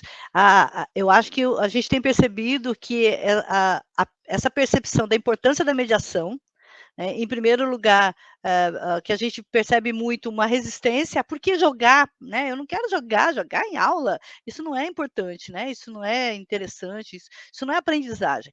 E a partir das experiências, das reflexões que a gente faz com o jogo e com o que eles pensam sobre o jogo, e a gente começa a inverter essa ordem, né? Primeiro, não pensar o jogo como uma ferramenta, mas nem como um recurso, mas como parte do planejamento, né? Então, fazer o jogo ser incluído no planejamento didático a partir dos seus objetivos pedagógicos. Então, o que eu quero ensinar, o que eu quero que meus alunos aprendam e como é que eu posso colocar o jogo nesse sentido. Então, aí a gente tenta despertar não apenas o jogo do Comênios, né? Claro, mas pensar os jogos nesse sentido cultural, ou seja, como trazer a realidade dos alunos, os diferentes jogadores que eu tenho na sala de aula, e tentar pensar estratégias com esses jogos que eles gostam de jogar, para adaptar para os meus conteúdos. E aí eu trabalho esses conteúdos que estão lá no currículo, junto com o jogo de uma forma lúdica. Então, a gente tenta despertar nos professores essa ação, né, pedagógica, essa mediação do mundo, né? Então, trazer o diálogo com o mundo, como lembrou o Fábio, do Paulo Freire, a leitura do mundo a partir das práticas que os alunos têm. Então, envolver o mundo que eles têm lá fora da escola e colocar isso dentro da prática. Então, os alunos começam a perceber, puxa mesmo, nunca tinha pensado dessa maneira. Nunca tinha, professora, eu já ouvi semana passada, teve isso. Professora, você conseguiu mostrar que agora eu vejo os jogos de uma forma diferente. Ele não está deslocado da escola, ele pode ser incluído dentro da escola. E aí, quando a gente trabalha com os estudantes e com os professores, mesmo Comênios com professores do ensino superior, eles dizem, olha, eu não me enxerguei dando essa aula aí, mas eu consegui significar, né, para mim as práticas e consegui pensar estratégias diferentes e consegui entender que eu consigo colocar jogos da minha área, jogos que eu me interesso, jogos que vão ser bons para os meus estudantes, o que eles gostem, de uma maneira diferente, não apenas aquilo que a Aline falou, né? Leva os alunos lá para jogar num lugar, larga eles lá jogando. Né? Então, o jogo pode deixar de ser um problema ser colocado, mas pode ser uma solução para resolver muitas vezes interesse, motivação, engajamento, né? Um mundo novo que os estudantes vão gostar de trabalhar dentro da sala de aula. Né? Então, acho que é isso que a gente tem percebido quando a gente trabalha a formação com jogos. A minha fala vai um pouco na linha do que Fábio Dulce colocaram aí, mas assim, o que a gente fazia? Porque a grande dificuldade como eu falei antes, os professores conseguirem atribuir um sentido pedagógico né? Então, mesmo eles já tendo uma experiência enquanto jogadores fora, né, jogadores casuais, a gente cria um espaço para eles jogarem, para os professores jogarem os jogos da gente. Não é fácil, eles têm muita dificuldade, mas eles dizem para a gente, né? E uma vez a gente teve uma experiência com o Búzios, que é um jogo antigo, e aí era um trabalho na prefeitura, e eles viraram para mim, especialmente porque eu conhecia eles disseram: Linha, a gente vai ensinar você como ensinar a gente a jogar. Então, você vai para a escola cheia de premissas organizadas na sua cabeça, tipo, é um jogo que trata as questões ligadas à cultura afrodescendente. E a gente tem uma regulamentação que obriga isso na escola, e falava sobre a revolta dos Búzios, que é uma revolta super importante para a Bahia. E aí a gente foi com o pressuposto de que eles, inclusive, conheciam a revolta, mas eles não conheciam. Então, a gente teve que falar sobre a revolta, a gente teve que, depois, outra coisa que eles pediram, eles não sabiam jogar jogos de adventure, eles tiveram muita dificuldade. Então, eles queriam que a gente orientasse como resolver determinadas quests. E a gente fez tudo isso, fez o FAQ, é o único jogo que a gente fez o FAQ, porque a gente fez o FAQ a partir da demanda deles. Então, na hora que você coloca eles para jogarem, e eles se veem no lugar daquele que vai ter que solucionar aquelas missões, aqueles desafios, e pensar sobre isso, é o momento que a gente começa, a partir dessa interação, dessa imersão, pensar como é que isso pode ser usado pedagogicamente. E como é que eles planejam isso. Aí a gente cria um espaço para que eles montem um pequeno planejamento. Uma coisa que Dus falou, que é super cara para a gente, é romper na ideia deles essa ideia de apenas um recurso didático, de apenas um instrumento pedagógico, mas compreender, como o Fábio disse várias vezes aí, como um âmbito, ele trazendo, inclusive, o Paul-D, um âmbito semiótico, né, repleto de sentidos, de significados. Então, para além do uso pelo uso, ou de que isso vai solucionar o problema de aprendizagem do cálculo matemático, por exemplo. Então, a gente faz esse momento. Não é fácil. Uma outra coisa que a gente faz com os professores, e que é muito difícil, que a gente percebeu, é colocar eles para criarem, usando inclusive o Game Maker, seus próprios jogos para trabalhar determinados conteúdos. E é muito difícil. Por que é difícil? Eles normalmente seguem o modelo que a gente apresenta, o pesquisador, o professor apresenta. Eles não conseguem, até para criar narrativa e as mecânicas, ir além. Aí eles tendem a repetir. Mas isso é inevitável. A gente tem que polemizar, né? A gente sempre faz isso, né? Faz essa discussão sobre o que é que eles estão fazendo, por que é que eles fizeram aquelas escolhas, como foi feito, e sempre orientando que ele pode fazer aquilo de estar criando um espaço para desenvolver jogos com os meninos também, porque na hora que os meninos forem fazer isso, eles vão ter que trabalhar também determinados conceitos. É mais fácil trabalhar com as crianças e adolescentes? É mais fácil, porque eles são mobilizados pelo próprio ambiente, mesmo que eles tenham uma resistência, porque é um jogo educacional, mas o caráter, o aspecto interativo de estar ali naquele ambiente já mobiliza os meninos, de estar no ambiente digital já é uma outra coisa que mobiliza. Mas eles também têm dificuldade quando você pergunta do que é que eles estão aprendendo, para além do que você falou, Luciana, da fruição, da diversão. Eles têm dificuldade de verbalizar isso. E aí você precisa estar, novamente, né, trazendo Fábio, fazendo intervenções, a sua mediação, ela tem que ser efetiva naquele determinado momento. É um aprendizado, e isso envolve tempo. E é estranho dizer isso, mas tempo é o que a escola não dá. Né? Então, assim, a gente precisa desse tempo para o processo formativo contínuo, para que o professor traga para a gente essas dificuldades, para que a gente possa junto estar resolvendo com eles, e que ele precisa desse tempo para experimentar e também para planejar. Então, às vezes, termina se perdendo, né? E aí fica uma coisa como a gente não quer. Uma coisa assim, vou usar esse joguinho aí que a Dulcili mandou para poder ocupar meu tempo aqui e os meninos se distraírem. E não é isso que a gente quer. Né? Por quê? Porque a gente tem esse obstáculo aí, às vezes, de entrar na escola. Eu vou contar uma coisa para vocês, eu gosto de contar isso sempre, que é o seguinte: a gente teve muita dificuldade aqui, e eu tinha um acesso à rede municipal, porque eu trabalhei 20 anos na rede, de entrar nas escolas. No dia que a gente encontrou a escola do lado da UNEB, foi um nirvana para a gente não quis mais sair de lá. Porque a forma como os professores, alguns professores recebiam a gente, as dificuldades, marcava, e chegava lá, não podia fazer daquele dia, e você tem que ter um nível de persistência, tolerância, resiliência, tudo isso que a gente sabe, para não desistir. Aí, no dia que a gente encontrou essa escola, foi o nosso nirvana, a gente não quis mais sair de lá. Mas tinha esse aspecto, né, de eles eram ótimos, nos recebiam, deixavam a gente fazer, mas eles não se implicavam na continuidade. Então, esse é o grande desafio, entendeu? É deles não é só deles pensarem que ele pode aprender a partir daquela mediação e se constituir um espaço rico, mas é deles a escola estar aberta para. É importante que a direção da escola compre o projeto, né, para deixar, porque não que eu acho que tem que ser autoritário, mas se a direção acredita, fica mais fácil os professores acreditarem, o coordenador. Nessa escola, por exemplo, a coordenação era muito sensível, então ela permitia, mas não havia uma continuidade. Então, esse é o desafio. Então, o que fazer? Tá. E aí? Isso é um problema que todos nós constatamos. E o que fazer? Eu acho que uma coisa que é o que Dulce já faz, né, que é investir na formação inicial, que é na formação dos novos licenciandos em pedagogia ou nas ciências, né, na matemática, na biologia. Isso que é importante. Eu acho que dentro de nós que somos formadores, né, desses futuros licenciados, professores, a gente tem que criar isso. Mas esse é um outro problema também na universidade. Você não tem, por exemplo, quando eu estava, é uma disciplina, né, você tem 2, 3 professores no máximo que fazem o trabalho. Então, isso é um grande dificultador.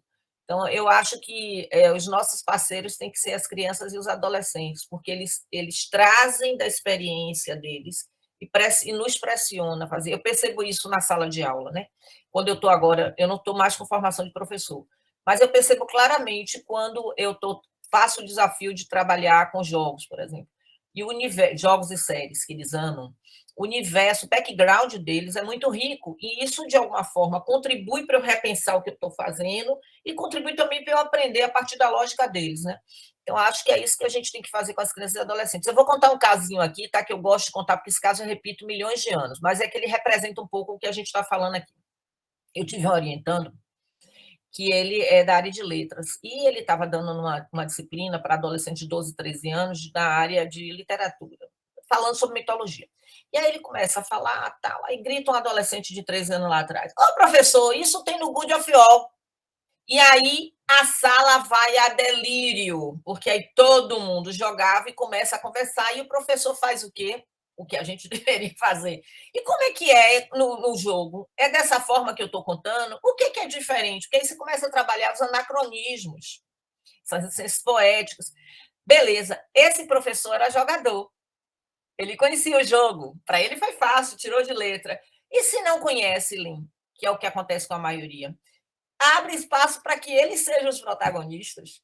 Eles vão nos ensinar, né? E eu, enquanto professor, eu posso buscar. Hoje, mais do que nunca, a gente acha gameplay de tudo, acha informação sobre jogo de tudo, então a gente pode fazer. Mas por que não faz? Porque o professor não tem tempo.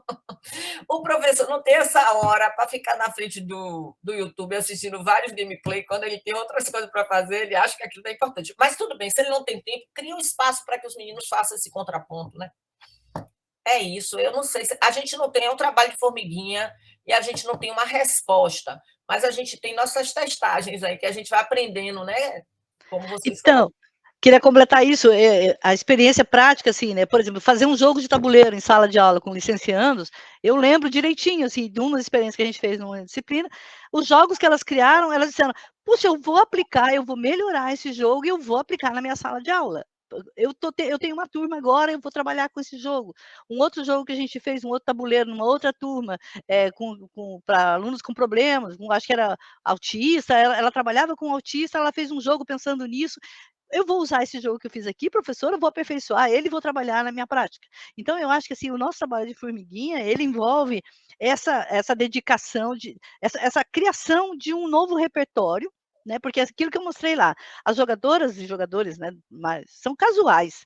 Então, esses jogos que os alunos jogam, geralmente na adolescência, não são jogos casuais, são outros jogos, são jogos mais pesados, porque as crianças e adolescentes têm tempo, coisa que os professores não têm. Mas aí a gente mexe não só com o tempo, Linha, eu acho que a gente mexe com o poder do professor, o papel do professor. Então, o professor, como alguém escreveu aqui, falar a mesma língua, tá no mesmo nível, o professor que aprende não é o professor que ensina. Então, o jogo traz uma mudança de foco no papel do professor. Então, eu não sou mais o cara que sabe tudo, vocês sabem, né? E eu vou aprender com vocês, e o que vocês souberem, o que vocês trouxerem, eu vou tentar mediar para a gente poder aprender junto. Então, o professor não precisa, isso que tem que ser uma lógica que a gente tem que colocar na cabeça dos professores, para eles pensarem isso.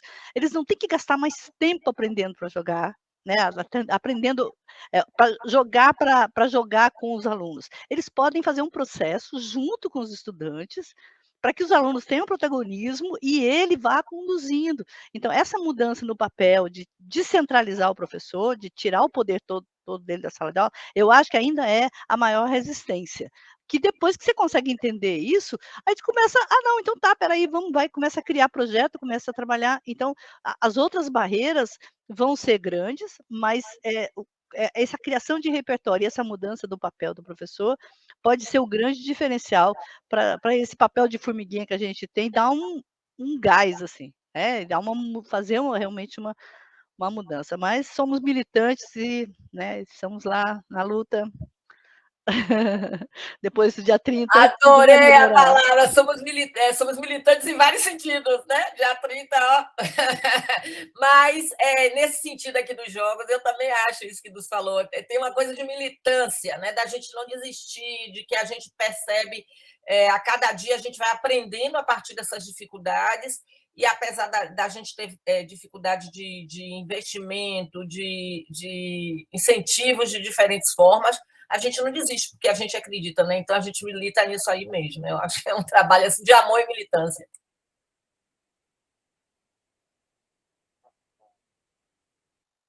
Pessoal, antes da gente... Fico feliz de ver representações do Sudeste assim. Antes da gente encerrar, tem mais uma contribuição aqui da plateia ainda. Desculpe, do Sul. Oi, bom dia. Deixa eu dar um oi aqui para as professoras. Vamos ver se vão me enxergar aqui. Oi, tudo bem? Eu sou a professora Bruna, sou uma das profs dessa galerinha que está aqui, e sou orientanda da professora Eliane Schlemmer de mestrado. Então, é muito, muito bom estar aqui ouvindo a professora Dulce, a professora Lin, já li muito sobre suas produções, professor Fábio também, adorei conhecer a sua prática, sua pesquisa, né, que está sendo desenvolvida. Estou aqui com o professor de Geografia também, que também está desenvolvendo jogos com o RPG Maker, então, desenvolveu Escape Games, né, na nossa escola.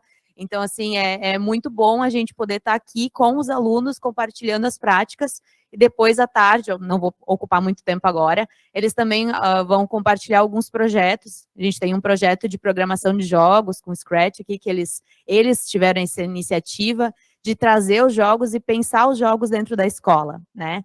Então, aqui a gente tem um potencial muito grande que está se construindo na nossa escola, a partir desse espaço, que eu achei muito interessante quando a professora Lin coloca, da intencionalidade pedagógica, né, que a gente tem que pensar isso, sim, como os jogos a gente vai conseguir costurar eles com as habilidades e as competências que a gente tem que desenvolver dentro da escola, assim como também como engajar os alunos, né, nisso, né, e os nossos colegas, né. Eu atualmente estou atuando, além de professora dessas duas turmas aqui, eu também sou coordenadora dos anos finais. Então, a gente tem esse movimento de trazer aos pouquinhos os jogos para dentro da escola, né? Então, a gente aproveita momentos, como o Dia da Criança, a gente fez uma semana totalmente diferente, em trabalho com a professora de Educação Física fazendo gincanas, e nós fazendo escape games de áreas do conhecimento, de geografia, de linguagens, com escape game digital, com escape simulator. Então, para eles terem essas percepções e compreenderem como eles podem aprender jogando também. Então, é um movimento duplo que nós estamos fazendo na escola e que está sendo muito bem recebido, né? Agora, inclusive, a gente tem mais uma professora, que é a professora de música, que está desenvolvendo uma prática também de escape game, porque ela viu que os alunos se engajaram, né? Então, quantos a gente já conseguiu tocar com essas práticas que, aos pouquinhos, estão sendo disseminadas dentro da escola, né? E é muito bom poder estar aqui, compartilhar, depois eles também vão compartilhar um pouquinho dos seus projetos, e agradecer a fala das profs, né, e do professor Fábio, que foram muito ricas aqui. Bom, obrigada, Bruna. Agradecemos, então, em especial às professoras Lin e Dulce e ao professor Fábio, assim como ao nosso querido Eduardo, que fez esse trabalho de mediação, num diálogo que foi muito mais que aberto, né? Ele foi também reflexivo. Convidamos a todos e a todas para participarem dos ateliês Criação e Design de Personagem, com os professores Lucas da Silva Matos e Douglas Fonseca Campos, em formato presencial na sala 506, assim como também em online pelo link. E também tem mais o ateliê Inventando com o Scratch, com o professor Dr. Aníbal Lopes Guedes, em formato online. E essas atividades vão acontecer agora, das 11 às 12. Reiniciaremos as nossas atividades da tarde, às 13h30, com a Super Cat Manuela Ledur, com uma linda apresentação de gaita. Ficaram curiosos com a Cat?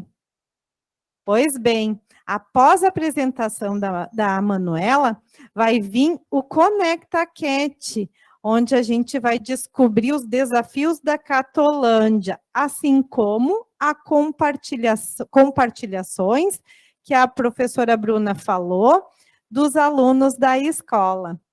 Então, até mais, e nós vamos daí nos reencontrar. O link, então, vai ser disponibilizado já para as pessoas inscritas. E, mais uma vez, muito obrigada pela presença e participação de todos e de todas nessa manhã. Um grande abraço. Tchau, gente. Obrigado. Foi um prazer.